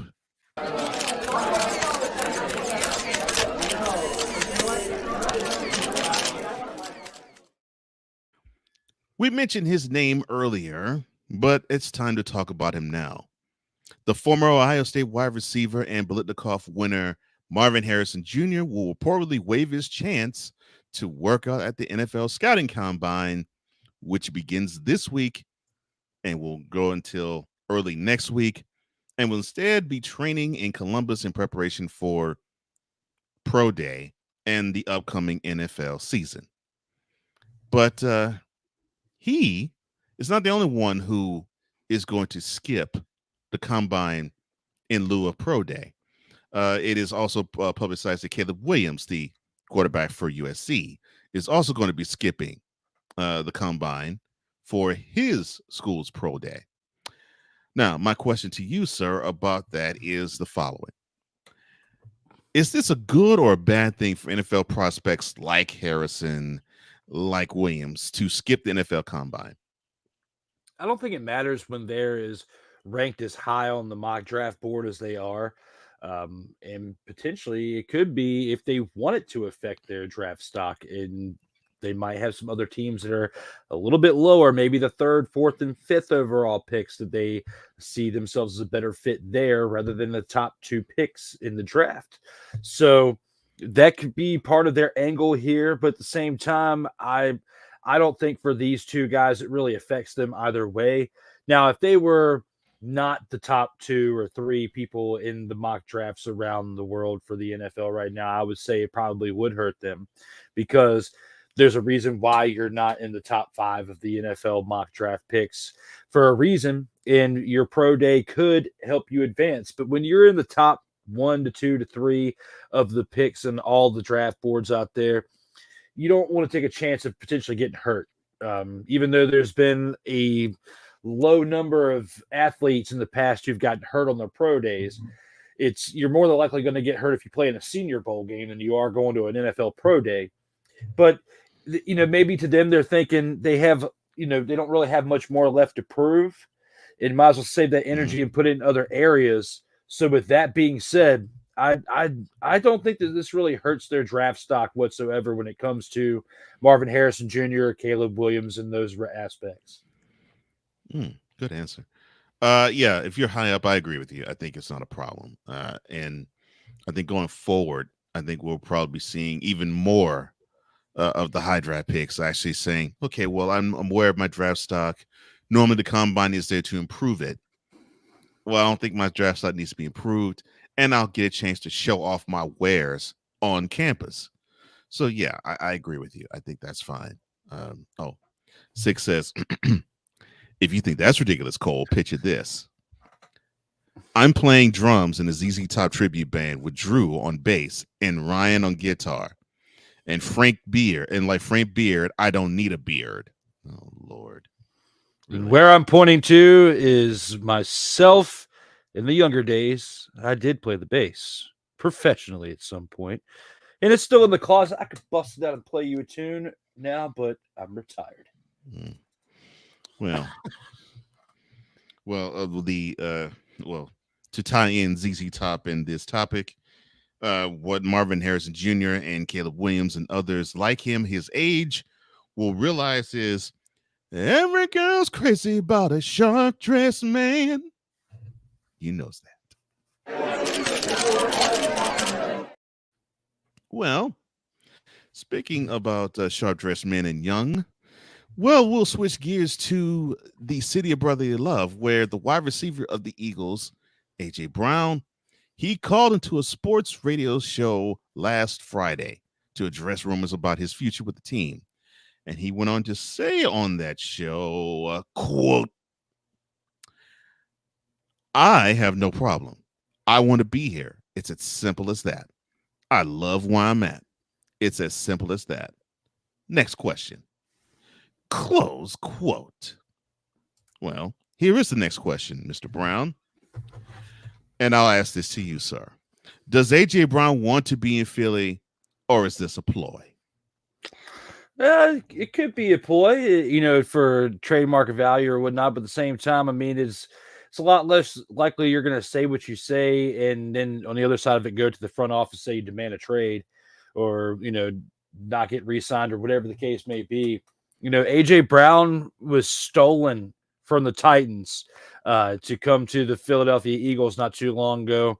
It wasn't that long ago that they were in the Super Bowl, but they have some more moves to make to get some complementary pieces around this offense, and maybe a piece or two on defense before they even think about getting back to the Super Bowl again, especially after their decline that they had in this 2023 season after the start that they had. That was a great start the first 10 to 11 weeks. So looking at this, I don't think it's a ploy. I think it's more so him trying to get his voice to be heard, so that way they hear, I want to be here, but you need to get some pieces around me to help us remain successful, because that will shortly turn into, I don't want to be here if you start the season off the way that you ended it this past year. If you start the 2024 season off the way that you ended the 2023 season, he won't want to be there much longer. Yep. I cannot agree with you more. I really believe that I don't think this is a ploy, but I do think it is slipping into dangerous territory, though. Not saying that he shouldn't have said what he said, or not saying he shouldn't have done what he did either. But the optics don't look good. I mean, how the season began with him and Jaylen Brown, it did not look as harmonious as it did all throughout 2022. And the end of that season, most assuredly did not look as if the two were on the same page either. And if the forces were to continue the same as it was this past year in 2024, I'm with you. We'll be hearing A.J. Brown clamoring to want to be somewhere else. But he is best suited in Philly because he actually makes Jalen Hurts have to go to him deep. And I mean, Brown can run any route possible, but it forces Hurts to think, okay, well, I can't just tuck the ball and run every time.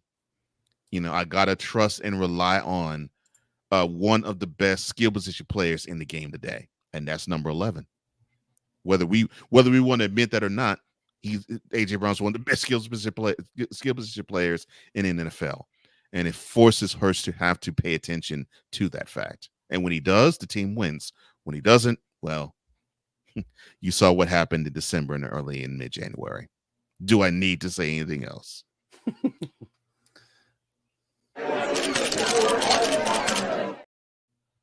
Well, going from one quarterback that loves to run to another that is a quarterback that loves to run, Justin Fields. His future was always going to be a primary plot in this offseason. However, it seems the speculation is starting to ramp up sooner than most expected, given the annual scouting combine hasn't even begun taking measurements. Fields found himself explaining on the St. Brown Brothers podcast with current Chicago Bears teammate Equanimous St. Brown and his brother Amon-Ra. Of course, he plays wide receiver for the Lions. And he had to answer the question why he unfollowed the Bears on Instagram. And Mr. Fields said, quote, "It's something that I just don't want to spend my time on. I'm about to go on vacation." Close quote. Well, my question is, will this be a permanent vacation for Justin Fields from the Browns, or otherwise, is this the end of Justin Fields as the Bears QB? It very well could be, even though he's got other teammates speaking out saying that, in their words, Hell to the no, to the no, no, no, no. Hell no, no, to the no, no. They would much rather keep him in the clubhouse and be their starting quarterback. But if I were to look at other teams that he could potentially slide into, I feel like the best available spot would be going to Pittsburgh and playing there, with Mike Tomlin. You still need a few more weapons around you in Pittsburgh for what they were able to do with Kenny Pickett, who absolutely sucks. Like I talked about last week when it came to Jimmy G and PEDs. But when it comes to this week, Kenny Pickett is the one who sucks on this edition of Total Football Talk. Now, looking at the overall spots for him to go to, when it comes to the only way they're going to get him for this year is through a trade, right? And if the Vikings don't sign Kirk Cousins, I still don't see Justin Fields being traded within the division, because even if the Bears give up on him and don't think that he can produce within their system, they sure as hell don't want to see him go to another team within the division and have success there. That's why the Packers wouldn't trade Favre to the Vikings, and he had to go to the Jets and then come back to the Vikings for the last 2 years of his career. And for the reason for what Favre did his first year with the Vikings, the Packers didn't want to see that. That's why they didn't trade him there. And that's why the Fields won't be traded from the Bears to anywhere in the division. And the only other option in the division would be the Vikings, because the Lions and the Packers already have their quarterbacks locked up, at least for now. The Lions maybe not for as long term as the Packers, because Goff is older and much older in aspects to comparison to Jordan Love. But looking at this team right here in the Bears, if they're going to get rid of Justin Fields, it's going to be now while they have the high draft stock. And they can still get some capital in return, too, to trade him.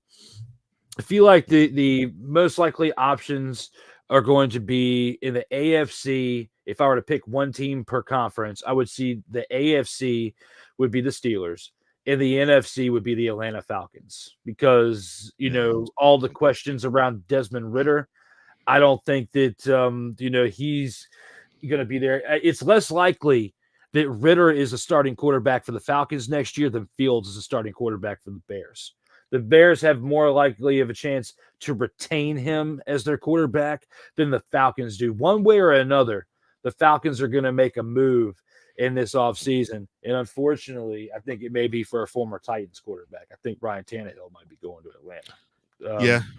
And it's out of the 3 quarterbacks, I think, that are free agents this offseason, you got Kirk Cousins, you got Baker Mayfield, and both of them I feel like are going to return to their respective teams.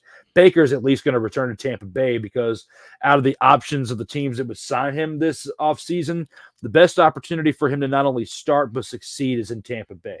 And especially if Mike Evans decides to come back home. But I feel like they have a better chance of signing Baker than Mike Evans in Tampa Bay, and they can get them both. But as far as places for Fields to go to, the top 2 teams that are sticking out to me right now are the Steelers and the Falcons. And there are other potential opportunities out there.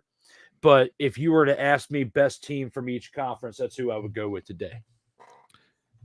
Yeah, same. I think. Yeah, I think if it's the AFC, I see him going to the Steelers, and if it's the NFC, I see him going to the Falcons, and I think he would like the Falcons situation more, considering that Bijan Robinson is there, and look like his rookie campaign makes him look like a real promising guy in terms of building an offense around. So, yeah, I think those two elements come into play might be enticing for the Bears, provided they can get good compensation in return. I would not be surprised if he stays in Chicago either. I really would not. And it looks like Bears fan wants to still have him be there, but of course you have lingering over the Bears' heads. You have the number 1 overall draft pick, and you have a quarterback that you're not so sold on. So, it almost sounds like to me which pieces are going to move, because I'm thinking if they do draft somebody in the 1 overall, either that gets dealt or Fields gets dealt. Unfortunately, I don't see both staying on the field, on the team the same. Whoever, I should say, whatever stays, the other's going. And that's a shame. But I think the Bears are now sort of at the place where they feel and they're pressured as though they have to do something. And if they were to not trade Fields and not trade in the 1 overall, I think they would feel as though they didn't do anything, even if they get a quality guy in the 1 overall. Sad, but I just think that's how it's going to roll. But hope he feels good no matter where he goes. And I hope he can shine wherever he does land, whether Chicago or somewhere else.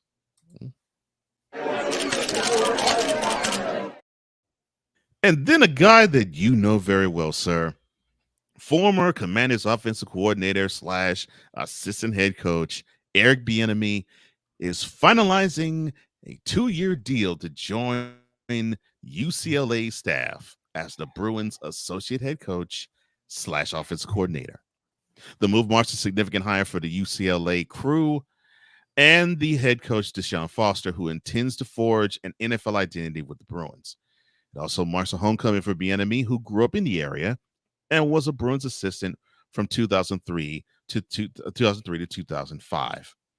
Now, the former Buffalo had this to say about the move to UCLA. Quote, Southern California. I attended high school there. I started my career in the league here with the Chargers. It's obviously great to be back with the Bruins, where I was previously employed. Close quote. However, let's make this note here. When Bieniemy was playing in the NFL and he was a part of the Chargers, He was part of the San Diego Chargers, not the Los Angeles Chargers. But again, I digress. My question to you, sir. Would you call Bieniemy's gamble to branch outside of the Chiefs a success or no? Let me put it this way: would you consider his gamble to branch outside the Chiefs a W or an?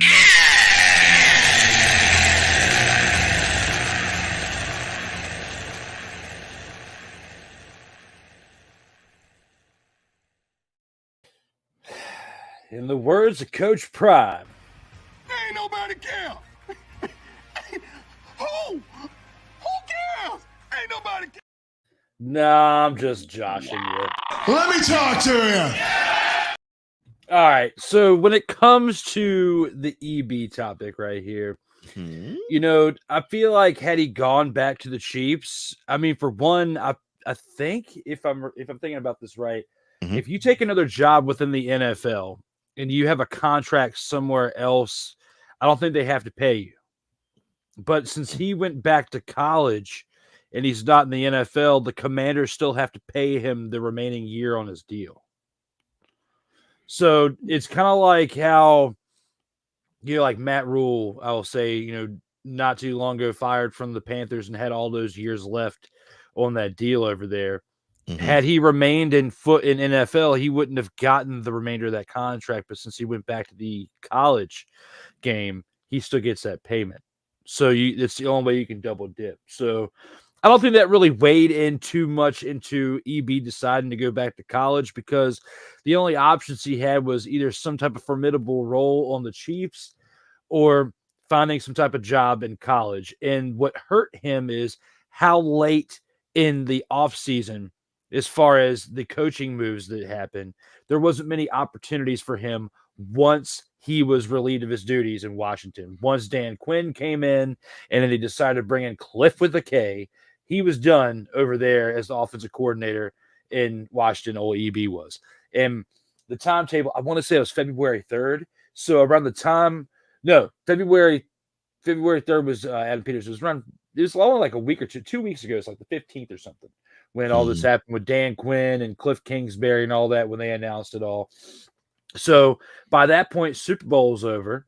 You know, all the big moves have been made as far as head coaching, which he wasn't going to get a head coaching job after a 4-13 offensive coordinator stint. But all the good offensive coordinators, like the positions like possibly going to somewhere like Seattle or somewhere else, was out of the question because those positions were filled.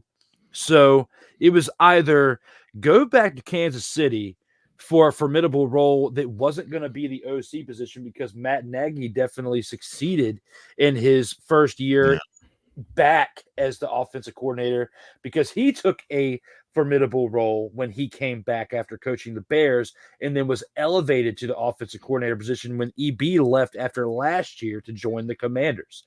So EB's eyes, after 1 year removed, he wasn't going to go back and basically be in the Matt Nagy position to him being, you know, and vice versa the year before. He wasn't going to take a step back. So out of all the smaller opportunities that were out there, and like you said, Deshaun Foster wants to build something over there in UCLA. The only opportunity he had to basically elevate himself and his stock as a coach would be to go to UCLA. So for him to go there, I don't think it was a gamble to branch outside the Chiefs. And I don't think it, you know, I think it's a success. I don't think it's a failure. It is a gamble to step outside the Chiefs dynasty for you to potentially be part of the team that could win 3 straight Super Bowls up here and be part of 2 of those 3 Super Bowls. But he wouldn't be part of this one that's coming up this year in the same fashion as he was the first time when they won the first Super Bowl and the first of the current back-to-back Super Bowls. So I feel like, you know, with that, he has less to prove as he would if he were to go to UCLA and get the opportunity that he is now. So, you know, if UCLA is banging and clanging this year and climbing the ladder and doing the things that they could potentially do with somebody like EB heading the offense, we can see something special in college football over there in Southern California. And some teams like the Commanders, and other teams that snoozed on him out there in the NFL could regret some of the decisions that they have made in the past couple of years and wish they'd given EB the opportunity that he deserved coming from Kansas City. However, with this past year in Washington, he was exposed a little bit. The more that I think about it, the more that I've come to acceptance of this past year as a fan/analyst of that team, I've come to understand that he was exposed a little bit, needs to grow a little bit more before given that type of opportunity again in the big leagues. And this opportunity in UCLA could be the opportunity that gets him right for that next opportunity. Yeah. The only question I have is, will he get an opportunity to be the head coach anywhere in the NFL? Because I think that's, even if he were to be a head coach of a collegiate program, I think he really wants the NFL job. But that question still lingers. It is still out there. And it may have been a good gamble. I'm not sure. But what I am sure of is this guy loves to coach. That's obvious. And if he could find enjoyment somewhere and get onto a program or get into a franchise where they say, okay, here's the keys, we'll trust you to drive the whole vehicle, then I think he'll be happy. And I think he's still in the pursuit of it. Now, will he get there? That's a whole different ball of questions to ask. I think this year's move was less of a gamble than last year. It was more of a gamble for him to leave Kansas City and go to Washington. That was the gamble, because had you stayed in Kansas City for another 2 to 3 years after that last season in Kansas City, you could potentially be the heir apparent to Andy Reid, because Andy Reid may not be retiring this season because of what he said after this past Super Bowl. But whether it's next season, after 2024 or after 2025, I have a feeling by the time that Patrick Mahomes turns 30 years old, he's going to have a new head coach. And had EB stayed as the offensive coordinator, he would be the heir apparent in my eyes as the next person to take over that franchise. He gambled big time, because if that were to happen in the next 2 years, the way that this team's set up, it's either going to go to Spags or it's going to go to Matt Nagy as the next head coach of the Chiefs. EB would be the next head coach with the way that he gels with everybody in that locker room. Maybe his style didn't work in Washington, but it worked in Kansas City. And he would have been that heir apparent. He gambled last year when he left to go to Washington, when he should have just stayed in Kansas City. His stock would have raised up a little bit more, winning a back-to-back Super Bowl as an offensive coordinator in 3 total. He'd be up there even higher than he is now. And the gamble, again, was last year. I don't see it this year. I think he has a better chance of success into reigniting the flame that everybody had out there in the past few years leading up to his departure from Kansas City, to where maybe, in what you were saying, he might not get the type of clout for the NFL head coaching job. But I feel like with what he does at UCLA will at least warrant him another opportunity as offensive coordinator in the NFL, maybe under a different umbrella than Andy Reid, that could potentially rise him up to one last opportunity as being in the conversation for being a head coach at some point. But the window is definitely closing. I agree with you with that. And the gamble of last year may have set him back from ever getting that opportunity. Yeah. Yeah. Well, no matter what, here's to Eric having success. I hope he finds it, because I think he has a lot to offer still to the game, and we'll definitely see as UCLA rounds third and goes to the Big Ten in 2024, and looks like Mr. Bieniemy is going there with them, with Sean Foster leading the way as the head coach there. Well, we shall see, though.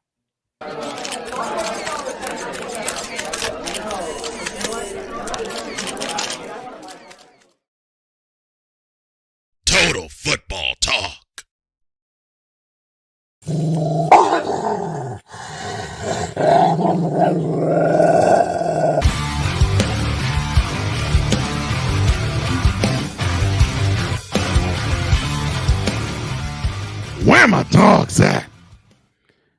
Yes, I know that there's no gridiron play and won't be for another 5 weeks, but still, there might be some dogs out there to award. And for his, I will cede the floor to Drew. Well, with this one, it's kind of tough because we just did this last week. But I guess with the top 5, we can go around to, not just players, but, to people that are within the game of the NFL. And this one, I'm going to be honest, I didn't prepare for this one because I didn't think we were actually going to do this top 5. I thought this was a typo on our slate today because we had just done it this past week. So I'm gonna be honest, I'm not going to give a top 5 this week because I don't have this plan. I didn't have any idea that we were going to be that's fine. in this position. So I'm not going to give a top 5 this week. I'm ready to move to the chopping block. That's fine. That's fine. That's fine. Well, I'm not going to give a top 5. I'll just give a top 1. Well,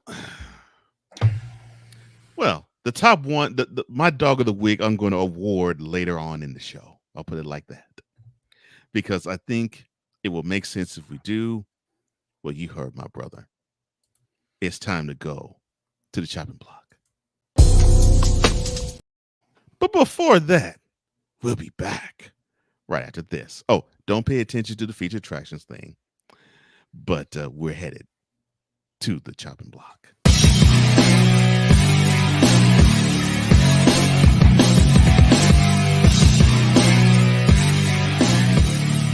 Next, the chopping block and snowflake of the week. This is Total Football Talk. Join Ryan McCarthy. I became a Jets fan because Kurt the Frog was my favorite Muppet because he was green, and the Jets wore green. That's how I became a Jets fan.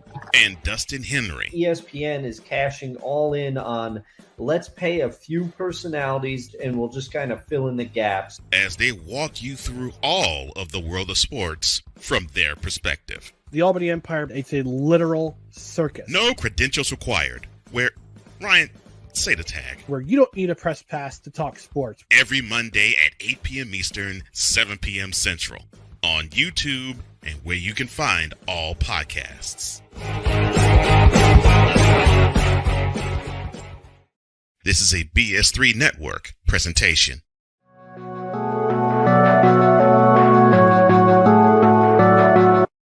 I want to do a TED Talk, but I don't have anything to talk about yet. I'm getting there. Life is for the living. We're not here that long. You can learn anything you want to learn without any money spent. What do I really enjoy? What do I really want out of life? I am your host, WIZE. Are you in a life holding pattern? Well, this is for you. Welcome to the Stuck in My Mind podcast. Live every Monday, Tuesday, and Wednesday at 4 p.m. Central.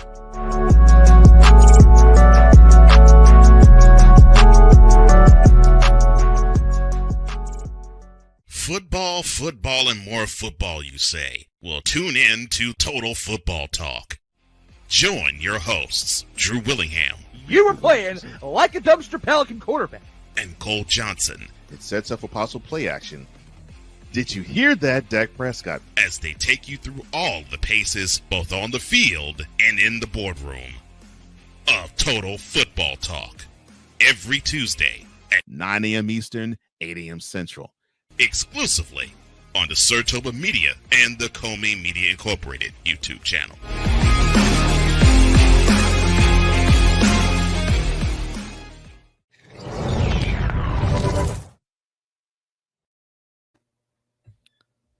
Well, welcome back to Total Football Talk. Oh, well, there you go. Sorry about that. With Drew Willingham, I am Cole Johnson. Oh, I saw a fist. Without Drew Willingham,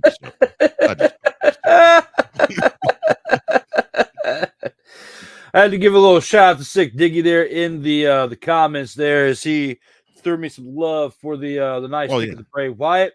As right behind you. Yeah. This right here I got in December during my trip to Philly. As you can see, he's got the world in his hands with with that. The guy was selling this for like $120. I came to him at the end of the show, said I wanted to buy it. I only had like $60 in my pocket, and he sold it to me for $60 because of the Bray Wyatt fan. And I told him about the story of me driving like 4.5 hours earlier that day just to come to that show that night. So he hooked me up with the deal. This is the story of the Bray Wyatt picture. The painting. The guy, I'll have to drop the link to his Instagram in the comments at some point because he does all wrestlers of all kinds, but the detail in this, man, like the detail is just it's awesome. Like I love this. I love this picture. So great painting. Yeah, it is a great painting.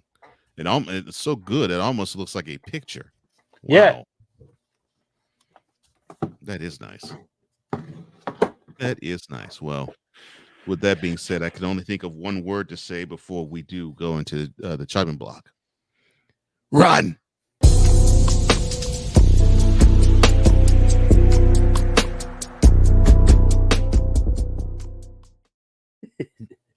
And definitely rest in peace in heaven, Wyndham Rotunda. So, the NFL is going to be wanting to itch to cut players in the coming weeks. Players like the offensive tackle for the Cardinals, DJ Humphries, the cornerback of the Bills, Tre'Davious White, running back for the Bengals, Joe Mixon, Michael Gallup, the wide receiver for the Cowboys, offensive tackle, the Jaguars, Cam Robinson, Packers offensive tackle, David Bakhtiari, Marquez Valdez-Scantling, the Chiefs wide receiver, Hunter Renfrow, the wide receiver of the Raiders, Mike Williams, wide receiver of the Chargers, and the biggest name of them all, the Broncos quarterback, Russell Wilson. Now, out of all the names I've mentioned and probably names that I did not mention that probably is coming to your head, sir, who do you think is in the most trouble of being cut? That's a really good question. Russell Wilson's like the most obvious pick of being either cut or traded because of what they did to end the season this past year.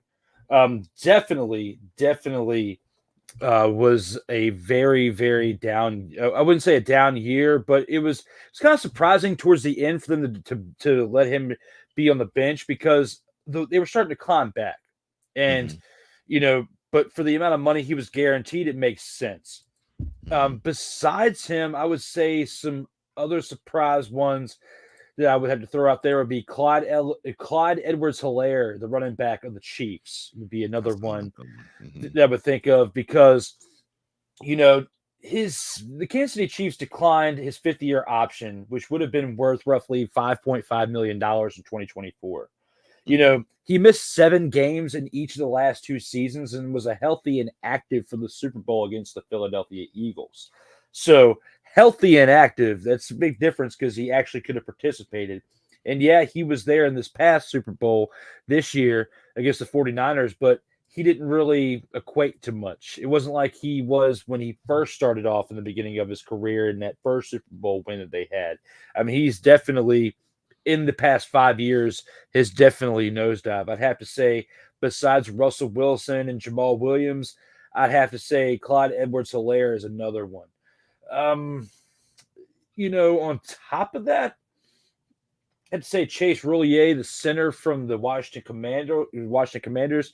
He is the most dependable of starters from 2018 to 2020.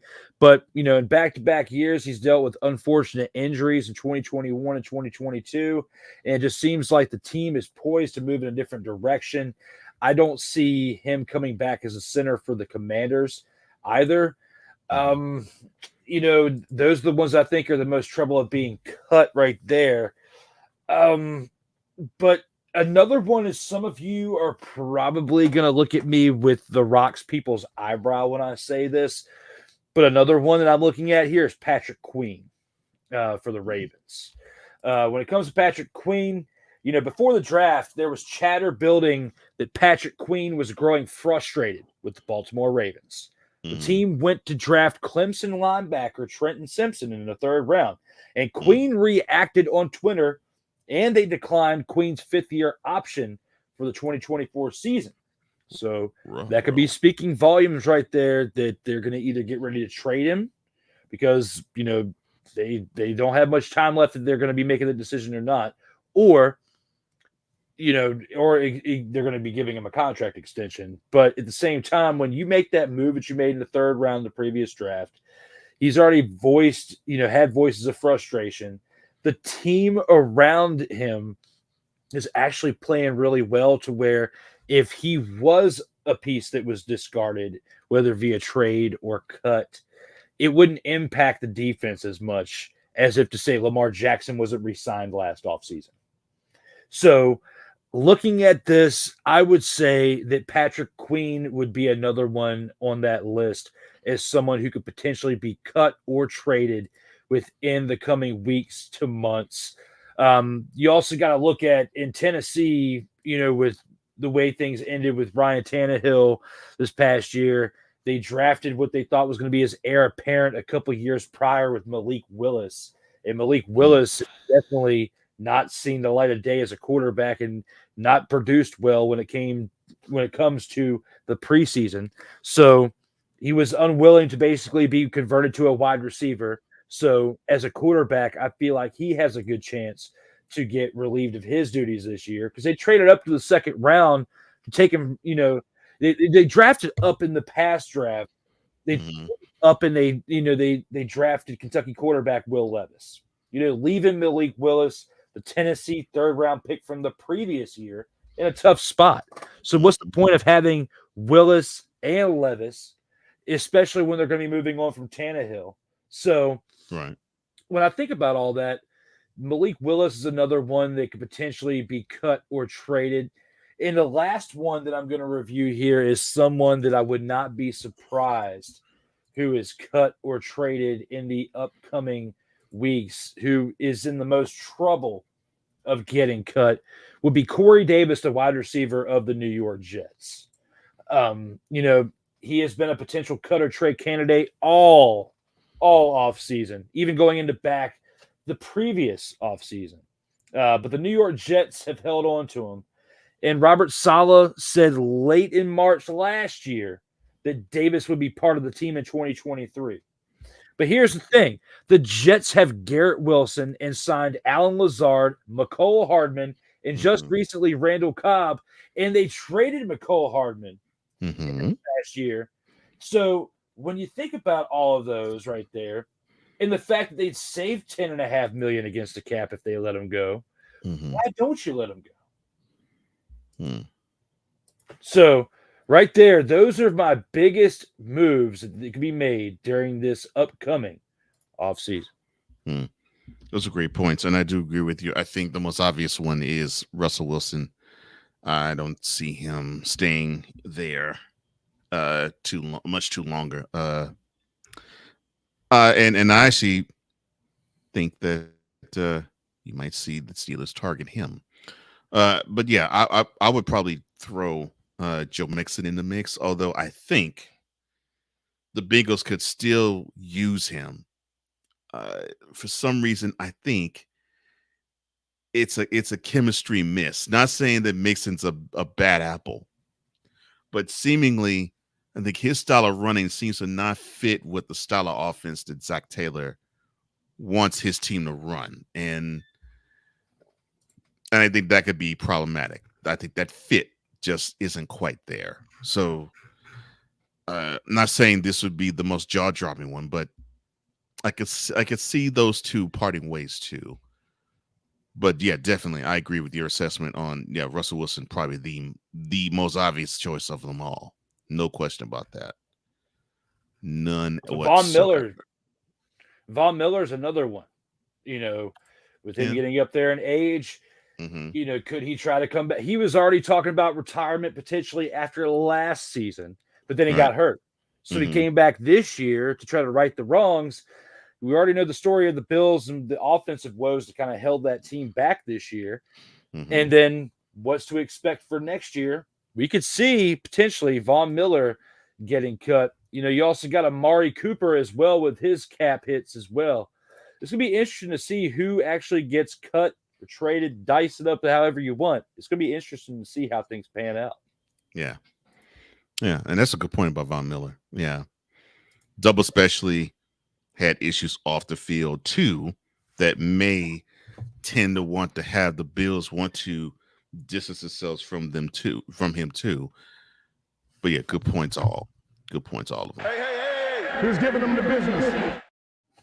Now, bail was set at $5,000 Monday for former NFL star and corner and safety Richard Sherman following his weekend bender arrest for suspicion of driving under the influence.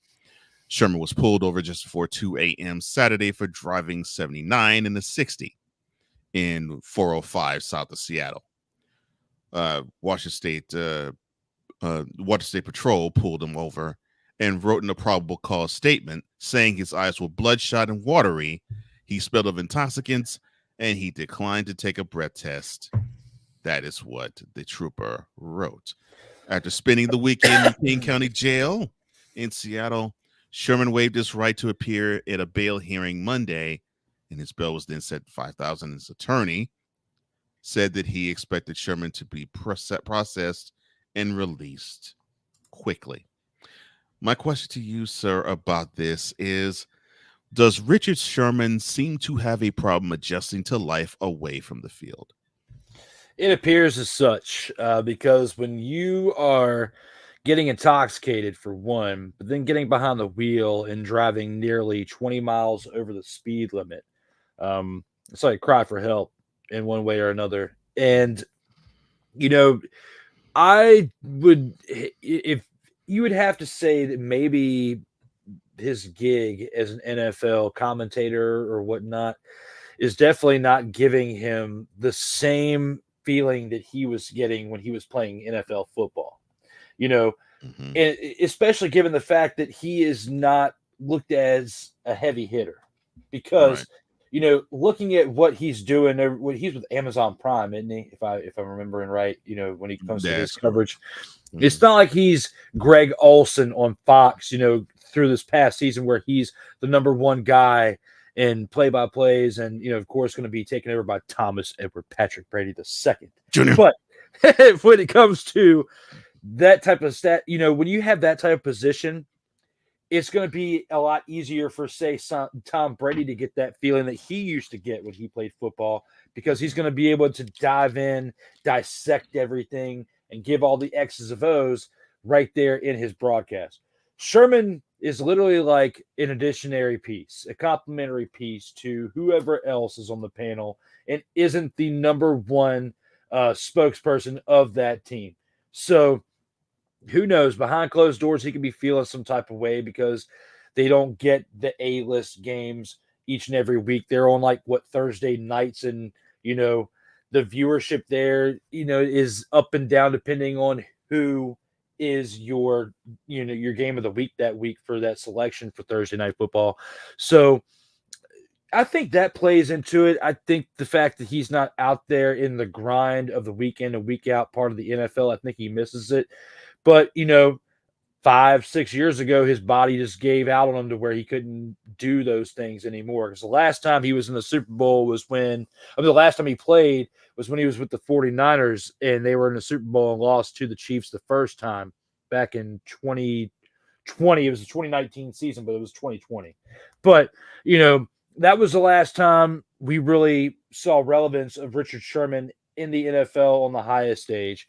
And from that moment, the fact that he lost there, then the previous time he was in the Super Bowl, the Legion of Boom lost, when they lost that game to the Patriots when Russell Wilson threw that pass, when he should have ran the ball on the 1 yard line with Marshawn Lynch. And the way that he has spoken in interviews, it seems like he has nightmares about that game each and every night because they were in it until the end right there. When the Chiefs played the 49ers the first time, it wasn't as close of a contest as, say, in this past game. So when the 49ers played in that Super Bowl, he was kind of just lucky to be there. He was along for the ride because the rest of the team got him to that point. And he was the Legion of Boom. For that first Super Bowl, they won. And in the second time, they went and lost to the Patriots, they were some bad dudes over there. And I think that Super Bowl loss has haunted him to the point to where no matter if he's an NFL commentator, no matter what type of profession he was going to pick up after he left the game of football, he was so emotionally invested into the game that there's nothing else out there that's going to be able to replace it. Maybe aside of being a father and doing stuff within the family, that may come close to the feelings that he was getting of, the heightened sense of greatness, of fun, and, the love and all that stuff that he felt from playing in football. But professionally, he's probably not happy right now. Generally, when people are drinking to the point to where, one, they're drinking and driving and getting pulled over, but two, you're refusing a breathalyzer, you must be pretty intoxicated. You must be pretty out of it to where you can't even have a conversation, let alone drive. So for him to not only refuse the breathalyzer, but to also refuse the what you had said, refuse the day in court, and as far as refusing to go in front of the judge, because his appearance was probably not like it was, not like we're used to seeing on TV, between his portrayal of himself as a commentator or as the character Richard Sherman, the player. He sat back there and took his lumps because he didn't want anybody to see how probably depressed he is. And at this time of the year, mental health is very serious because we're still in the winter. The days of the winter are almost over. But looking at how you can handle things in the wintertime, this is probably the most highest rate of depression happens at this point of the year. And I think that with everything I just said, given his change in his career, given the fact that it is trauma season, given the fact that there is so many things wrapped up into Richard Sherman's bow that can affect him on a day in and day out basis, him drinking and driving is the least of his worries right now, because he may not be employed with Amazon in his commentator role after something like this. It just goes to show that people don't appreciate the good things they have in front of them, because there's probably thousands of former NFL players that wish that they were in Richard Sherman's shoes right now, getting the paycheck that he is just to talk football one day a week. And he might have just pissed it all away with what just happened this past weekend. Oh, wow. Yeah. Yeah, I didn't think further than that until you mentioned it, because I was like, yeah, he probably jeopardized his Amazon check. Oh, and he also, I think twice a week, appears on Undisputed, the Fox Sports One's vehicle with Skip Bayless. So those two vehicles definitely might be interrupted because Mr. Sherman has a problem not getting behind the wheel sober in his vehicle. Come on, brother. You got to do better than that, man. Jeez. And you raise a good point. I think and that's right. This reason why I asked the question. I think he's still trying to chase that high of being on the field, and I don't think he has replaced it yet. And it looks like being in front of the camera hasn't done it so far. And whew, man, I feel for him. Hey, who's giving them the business? Oh, Six says, yeah, winter depression is no joke, especially up here in Scandinavia, even more so around certain holidays. And yes, the word that I believe my partner was looking for was inebriated. Yeah, I was fumbling around for a second, but yeah, inebriated was what I was looking for. Yeah, Sick Sick also says, yeah, doing a show with Skip Bayless will make anybody go see a counselor or therapist. That's a good one, man. That's a good one. Well, hopefully he's not seeing a therapist. Not talking about Richard Sherman. I hope he is. But I'm hoping this figure doesn't have to see one. But he is now hanging up his pen and pad. Legendary pro football columnist Peter King has announced his retirement from full-time writing. He brought the news to readers in his weekly Morning Football in America column for NBC Sports, calling himself similar to what Lou Gehrig did in his speech, quote, the luckiest man on the face of the earth, close quote. Now, he calls it quits after 44 years as a sports writer. Wow, going back to 1980. Okay. Covering the last 40 Super Bowls and writing his wiki column, which originally was called Monday Morning Quarterback, which it began at Sports Illustrated for the past 27 years. In his farewell column, King listed several factors that led to his decision to retire, amongst them his declining interest in the day-to-day news cycle, a desire to try something new, his unsuccessful attempts to scale back the scope of his 10,000-word columns, and a need to spend more time with his family. My question to you, really, I don't think has much to do with King, although I think we both have a lot of respect for him because he does have an interesting take on the world of football. But what does this retirement mean for sports journalism itself going forward? All right, people. Let me talk to you. When it comes to this topic right here with Peter King, look at the last name right there.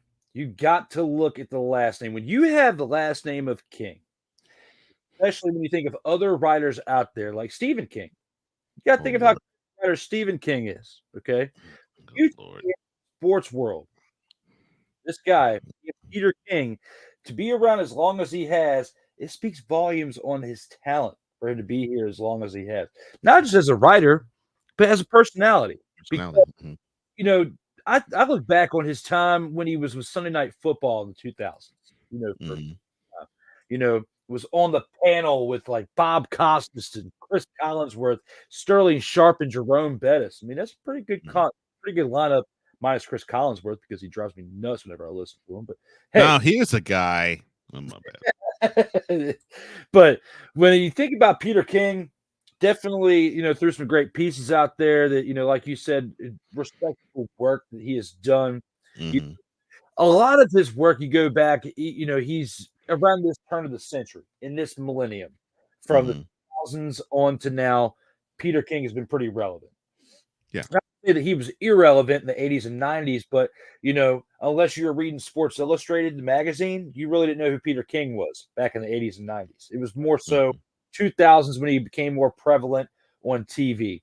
But his journalism was up there. It was like he was part of the group of sports writers that set the bar in this millennium. Not talking about overall journalism, you know, for the past 100 years of sports or so, but for this new millennium, setting the bar for journalism, because he's not the type of person that's been putting out a lot of fake news and stuff like that to get clicks and get clickbait. He was more old school, where the overall quality of the article was what he cared about, and making sure he got the right context of what he was trying to convey out to his readers out, but be truthful as much as possible as well. There's too much people out there nowadays that are trying to throw some quick words out there for some clickbait, just to get more likes, just to get more follows and subscribes, and whatever the platform may be. Peter King, 66 years old, was part of the, you know, the baby boomer generation, the last generation of pure sports writers who would put an article out there for the general reader rather than for today's society that's all about like, sharing, and subscribing.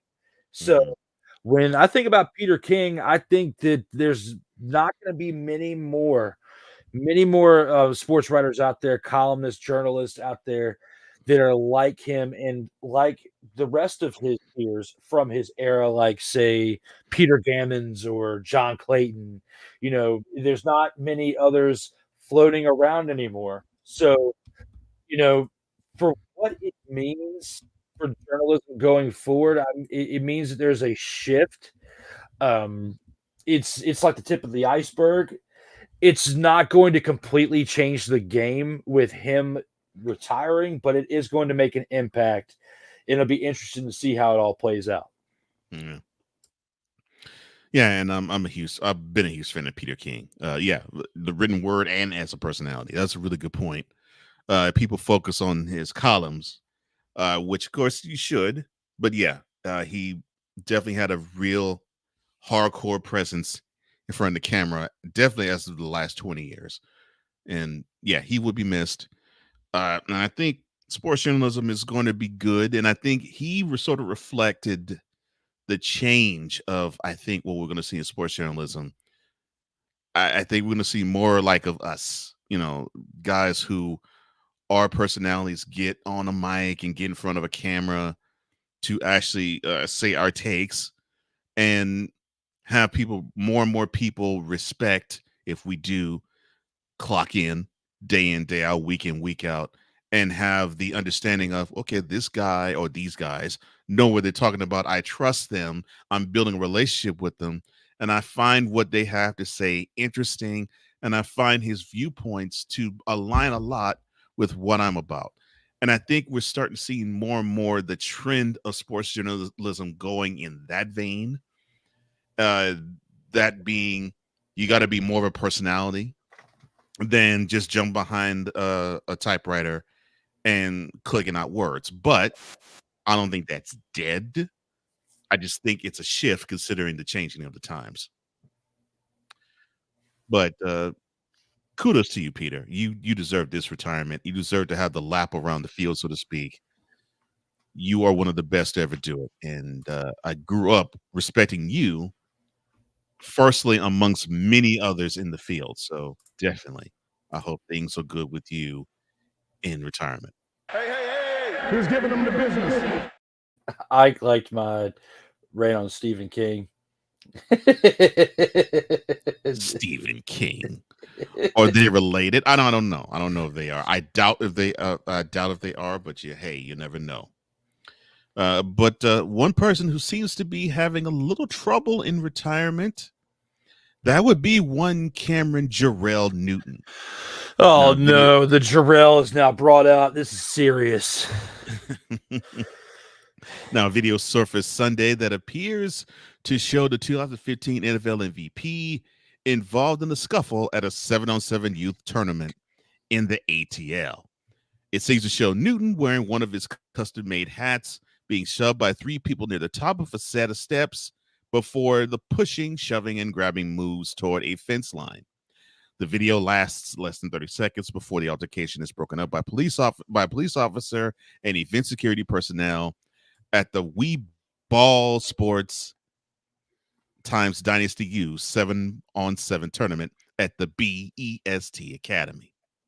Not to be confused with the EST of WWE and Bianca Belair. Again, I digress.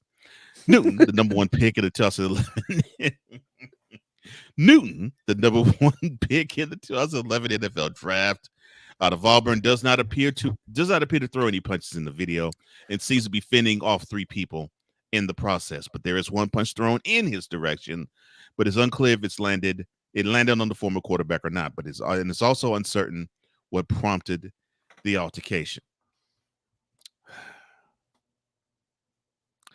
Newton, who also is from Atlanta, he runs the C1N organization and was founded 3 years ago. And it focuses on developing young athletes' skills in football, providing opportunities to compete at the highest level through 7-on-7 tournaments and other events, according to Newton's website. My question to you about all of this is the following. Why are people trying to test Cam Newton's fight game? I think that Cam has set himself up for this in some aspects that I'll cover here while going over this. But before I do that, I at least have to give him some flowers for what he does to give back to the community. I mean, he's holding football camps to try to elevate the overall talents of the youth out there who want to improve their game of football. So for that, much respect to Cam Newton. I don't want to throw any shade at that right there. I want to get that clear before I go much further into my take. However, his behavior at said camps, whether it's his own or other camps that could be held by high school teams or college teams that he has attended. You and I have discussed it before about his immaturity at some of these camps in the past, especially the one where, he was doing the little thing right down next to his genitalia in front of a kid or whatever, like in a video. It's like when you're doing things like that, you are someone with fame. You are the Cam Newton. You are the Cam Newton. Like, you are in the flesh in front of people. So, you are a celebrity when you're in front of these kids, and you have to set an example. So if just because what you did was on a different day doesn't mean there's not going to be repercussions for that on a different day. And that could be what part of what we just witnessed in this past week is from. And that's something that not enough coverage has been discussed about when I've been watching other people cover this topic right here. They're trying to paint Cam as the victim in some aspects here, but I think that some of his behavior leading up to the day is what kind of sparked this from the other side, because it is not new news that this was something that potentially was happening in the past with other camps where Cam was popping off at the mouth, whether he's defending something for the right reasons or the wrong reasons. Cam has put his foot in his mouth in many different ways, whether it's at football camps with the youth, whether it's calling out what he thinks are game managers in certain aspects when it comes to certain current talent in the NFL. And even though Cam does have a little bit more of a validation to speak because of the quarterback position, because he played it in the NFL, the way that he exited the NFL, I feel like he doesn't have the right to really speak about quarterbacks as game managers, because after a certain point when he couldn't use his legs, he lost the ability to manage a game. So looking at everything as a whole here, between his behavior, between the results of his play in the NFL, the consequences of his play, both on and off the field, we can at least sum it up as that. I think that's what the reason for what happened in this past week. It's unfortunate, but until Cam really gets a hold on how to control Cam, we could see this potentially happen again. So it's unfortunate, but he's gotten himself in the middle of a debacle here. Yeah, I agree.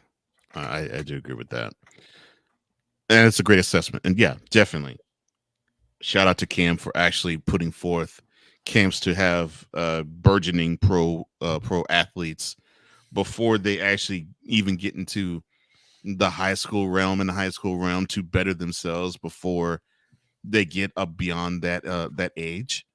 But yes, I agree. I think his personal maturity level definitely with these camps, I think it needs to be a little bit more elevated, because I think I get it. I think to relate to the youth, the youths. Thank you, Joe Pesci. To relate to the youths, he seems to want to sort of. This sounds really harsh in saying it this way, but I'll say it in the way this is intended. Dumb down his maturity level to that age range, and I think that makes him an easy target. I 100% agree with you there. And I think he has to learn going forward that he has to stand on the fact that he is a celebrity. He is an adult, and he is a man, and he would be more respected if he stands on that instead of attempting being childlike but being childish in his actions. But definitely most of all, thanks to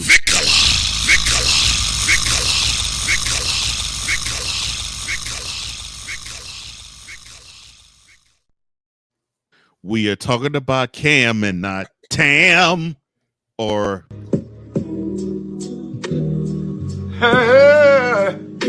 hit him, man. Hit him. Delete! No matter which way you paraphrase it or sum it up, to be compared to Tyrone Alizé McDummy, you, Cam Newton, take the...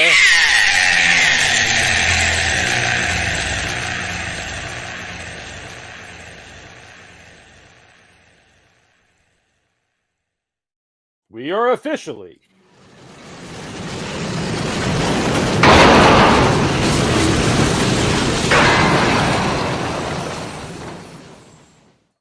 and for those of you out there saying this, Stop it. Get some help. please, with all due respect, You should know your role and shut your mouth. Yeah. Yeah. Oh, Lord. Tyrone Alizé McDummy. it's probably the best thing that happened in this show. We had some great moments in today's episode. We did. But my favorite one, out of all the randomness that has come out of my mouth in the time that I've spent on the interwebs and these streams over the years, that's in the top 5. That's in the top 5 of random things that's come out of my mouth. Tyrone Alizé McDummy. That is great. Oh, my gosh. Six says, look, Cam has to understand that as a celebrity, he will be targeted by certain people. No question. Everyone is looking for a lawsuit to file. Yeah, isn't that the truth? Oh, and he also says, new news. Why do you got to bring in the Kelseys in this mess? Well, he didn't mention Taylor Swift. Oh, my bad. I'm sorry. I'm sorry. I'm so sorry. Stop it. Get some help. Yeah, Mike, I will. He also says Cam Newton has a sense of entitlement and arrogance in him and to him. You made the Super Bowl, but never won it, fool. Yeah, and he decided to make a business decision in that game, which cost him the game. But again, I digress. Ike says, I agree with Sick on the Kelseys. Oh, Lord. New news. Cam Newton will be opening his own slap boxing academy. New news. I meant to say. Oh, you meant to say this.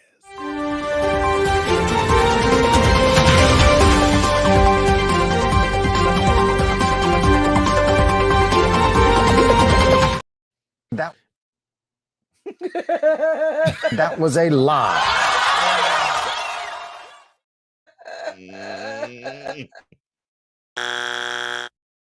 Oh, Lord. And that completes this segment of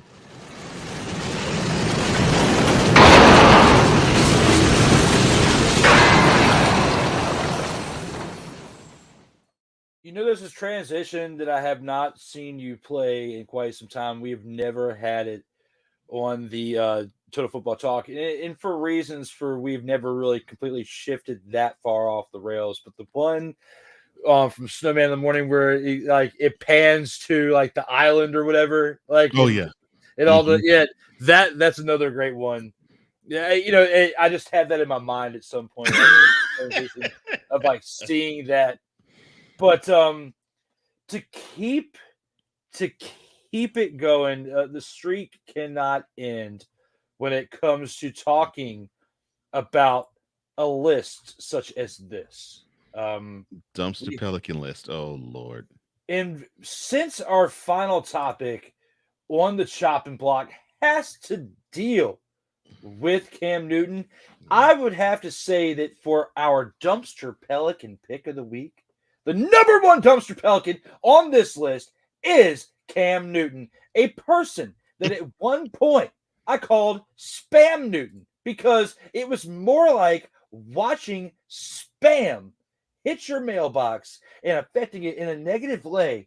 That is what watching the Carolina Panthers was like for the last few seasons of his career in Carolina. Spam Newton. Lord, Spam Newton. Goodness gracious. Delete! Delete! Delete! Delete! Delete! Delete! Delete! Delete! Delete! Delete! Delete! Delete! Delete! I forgot to click the loop off. Spam Newton. Goodness gracious. Now, that is absurd. Yeah, I agree with you, Rick. That's one of the two truest things you've ever said in life. Well, that and cocaine's a drug. Acknowledge me. Oh my gosh. Goodness. I think I got my swagger back. Oh. There's probably some people watching this show right now that are wondering this. What happened over the last 5 minutes? It really is a simple case of who's giving them the business? Yes, it really does. My gosh. Goodness gracious. Wow.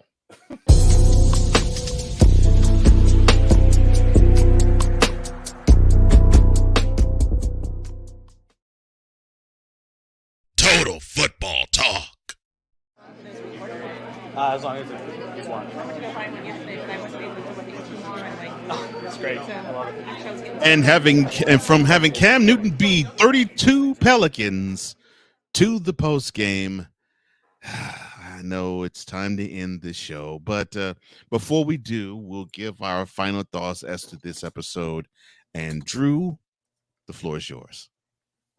Well, it has definitely been another great episode. 26 of these are in the books now. And the fact that NFL season's been over, but we still have plenty to talk about. We have the UFL coming up soon. I mean, guys, this is our last episode in February, but coming up on March 30th is the kickoff for the UFL as the USFL and XFL champions, the Birmingham Stallions and the Arlington Renegades, go face to face on March 30th. So, hey, for someone who loves the game of football, as shown here on my half sleeve tattoo, I have a football somewhere in there, right there. There it is. Yes, I love football, whether it's spring, NFL, anything. We've got UFL coming up. We've got the CFL coming up, and it's going to be, some great things that we're going to have to talk about soon. We were halfway through our grades for the 2023 season. Then we've got the UFL and some things to talk about there. With all that being said, there's some hype in certain areas that we'll definitely get to over the course of the upcoming weeks. And I'm looking forward to talking about it with my man Cole Johnson here. For those of you watching on all of our platforms, Comey Media, Sertoba Media, thank you very much for tuning in for the past 3.5 hours. If you're watching, no matter which platform you're watching on, whether it's Twitch, Twitter, YouTube, you name it, if you could do us a favor, whichever platform you're watching this on, click that like button, click that share button if you wouldn't mind. And if you haven't already, subscribe to the platforms to help us out there with driving the analytics to help us with increasing viewership on a weekly basis as much as we possibly can. And speaking of viewership, yesterday, Sertoba Media had the one-off episode for February for the Commander's Gridiron Report. You can check that out on Sertoba Media platforms as well as Team MBS Media and A7BN Sports. And this Sunday, Cole showed you the graphic earlier, but I'm going to show it to you again as D. Willie in the Evening returns this Sunday night. Evening. Yes, he does it so much better than I do. Begins this Sunday at 9:05 p.m. Eastern Time for Season Mother Fathering 2. And I'm working on a promo. I'm working on it. It doesn't sound as good as Cole's voice, but I'm trying. If he feels like sneaking a voiceover in there, I might send him the text at some point today. If he feels like sneaking it in there, because what I wrote this time, I feel like is actually gold. And the transitions that I have with it, I cannot wait to show them to you in 2 days. If I have to use my voice, I will. But hey, look here on Sunday. We're going to have a great episode for you as the shenanigans are back in full blast this Sunday night live. Normally on Thursdays, but since football is over, got to find a filler on this date. Going to bring it back on Sunday nights. But this day, Tuesday, still remains my favorite day of the week for multiple reasons. One, get to hang out with my man Cole Johnson here on the interwebs and talk. And we get to talk about something that we both love, and that is the game of football. And the fact that you've got so many other networks, so many other platforms, journalists alike, that aren't even talking football right now. That just goes to show how much we love the game and love producing content together, which is why we're still weeks after the Super Bowl, still talking about football on a weekly basis. But the positive part is we have other leagues within the game of football that we'll be breaking down here soon. So if you're not a fan of the UFL already or the CFL, our goal over the upcoming months in the spring and summer is to make you a fan of these leagues, because the knowledge that we're going to come to these shows with each and every week is much in preparation to give you is the knowledge that you need to know about the leagues at hand. NFL, there's a lot, and I mean a lot of coverage between ESPN, NFL, CBS, NBC, etc. But the one thing that my goal is, and I know Cole has got my back on this one too, is to improve the coverage of the other leagues alike, where in comparison to professional wrestling, you have WWE with AEW as, the minor leagues part, the lower level, somewhat of a feeder system in a way, but at the same time, it's established itself as its own identity. And somewhat, even though it's not on the level of competition as WWE, it does make it interesting. There's some type of competition in a way. And that's what we have with the UFL and, of course, the CFL, which is what we've had for decades. But because of the time frame in which it's played in, it doesn't really have as much effect on the game of football within the NFL.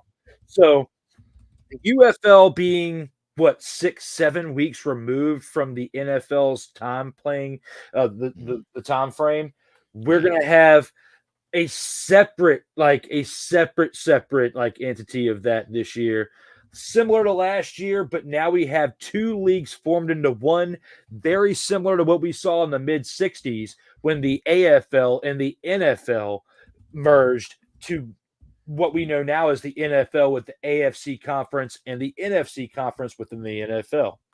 Now we have the same thing going on with the UFL, with the XFL and USFL divisions. So I'm really excited. I know it's long-winded, but I know I'm really excited to see how this plays out this year, the type of talent that they have, reviewing it all before the start of the season, during, and the playoff run for this upcoming league known as the lazily formed UFL, as they just took the S out of the United States Football League and made it United Football League. I will forever say until my dying day that they should have changed it to the Ultimate Football League, because I just like it.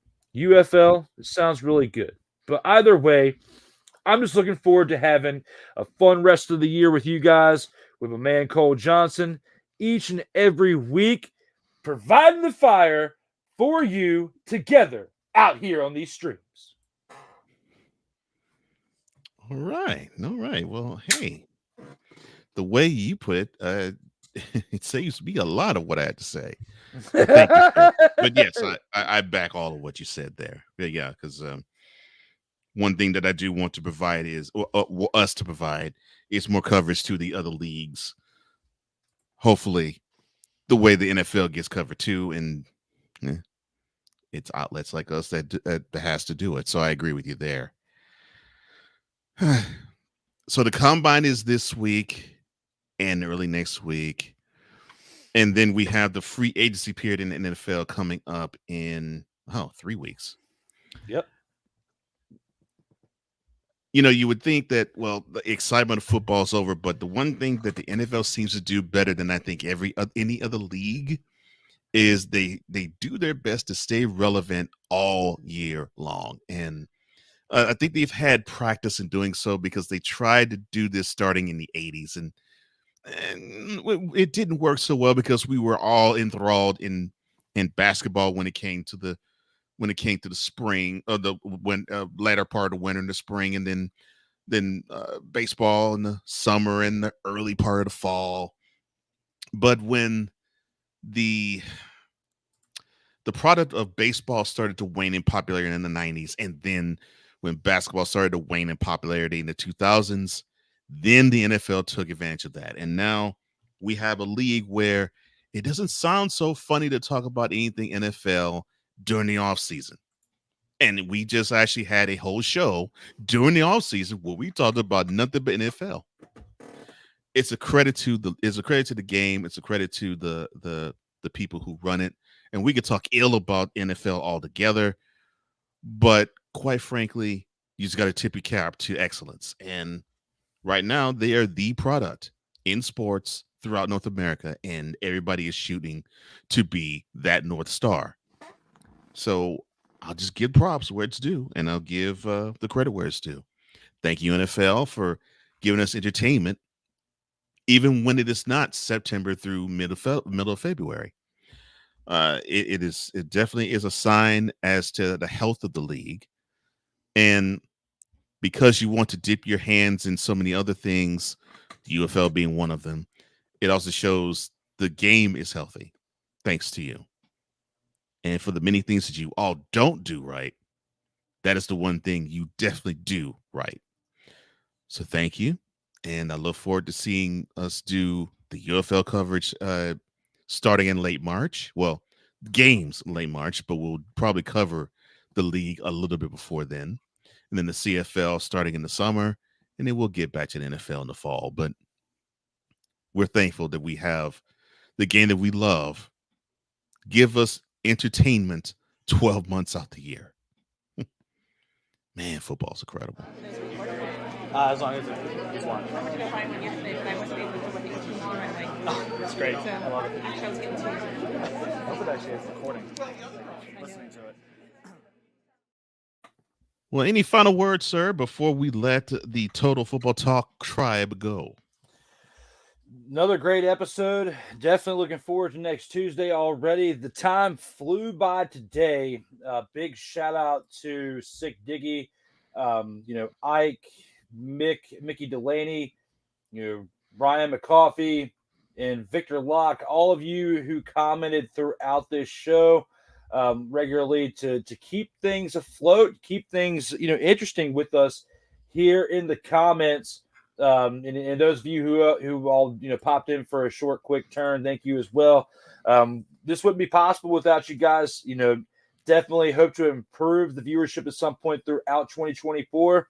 We wouldn't be where we're at without you. So hopefully we can keep on trucking along, and look forward to seeing you again next Tuesday, same time. Keep on, Lord. Keep on trucking, baby. Gonna keep on trucking. I got to get the alcohol loving. Oh, I'm sorry about that. Well, as I was saying, if to reach one Mr. Drew Willingham on social media, you can find him on many different places. Sotoba_media on Instagram, Sotoba_media on Twitter, /X, and the _Sotoba, I'm sorry, on TikTok. I gotta get my flow code. To reach me, all you have to do is go on to flowcode.com/page/host Cole Johnson. That is flowcode.com/page/host Cole Johnson. Oh, you're too funny. For those of you who are watching this show right now or seeing it post-production, could you hit me up on Sunday and say, get on that flow code? Wow. Just Sunday, hit me up. So that way I do not forget. Do it. Oh, my goodness. Do it, please. Hey. Who's giving them the business? Oh, Lord, with that being said, thank you for liking, thank you for sharing, thank you for subscribing, and thank you for hitting that notification bell so you can catch content just like this that emanates from the Sotoba Media YouTube channel and or the Comey Media YouTube channel as well. For Drew Willingham, I'm Cole Johnson, here to say in parting, as we always do, In life, just like a tackle, keep your head up. And always remember, you got to play until the whistle blows. And as always, stay safe out here in these streams. And stay safe out there on these streets. So long, everybody.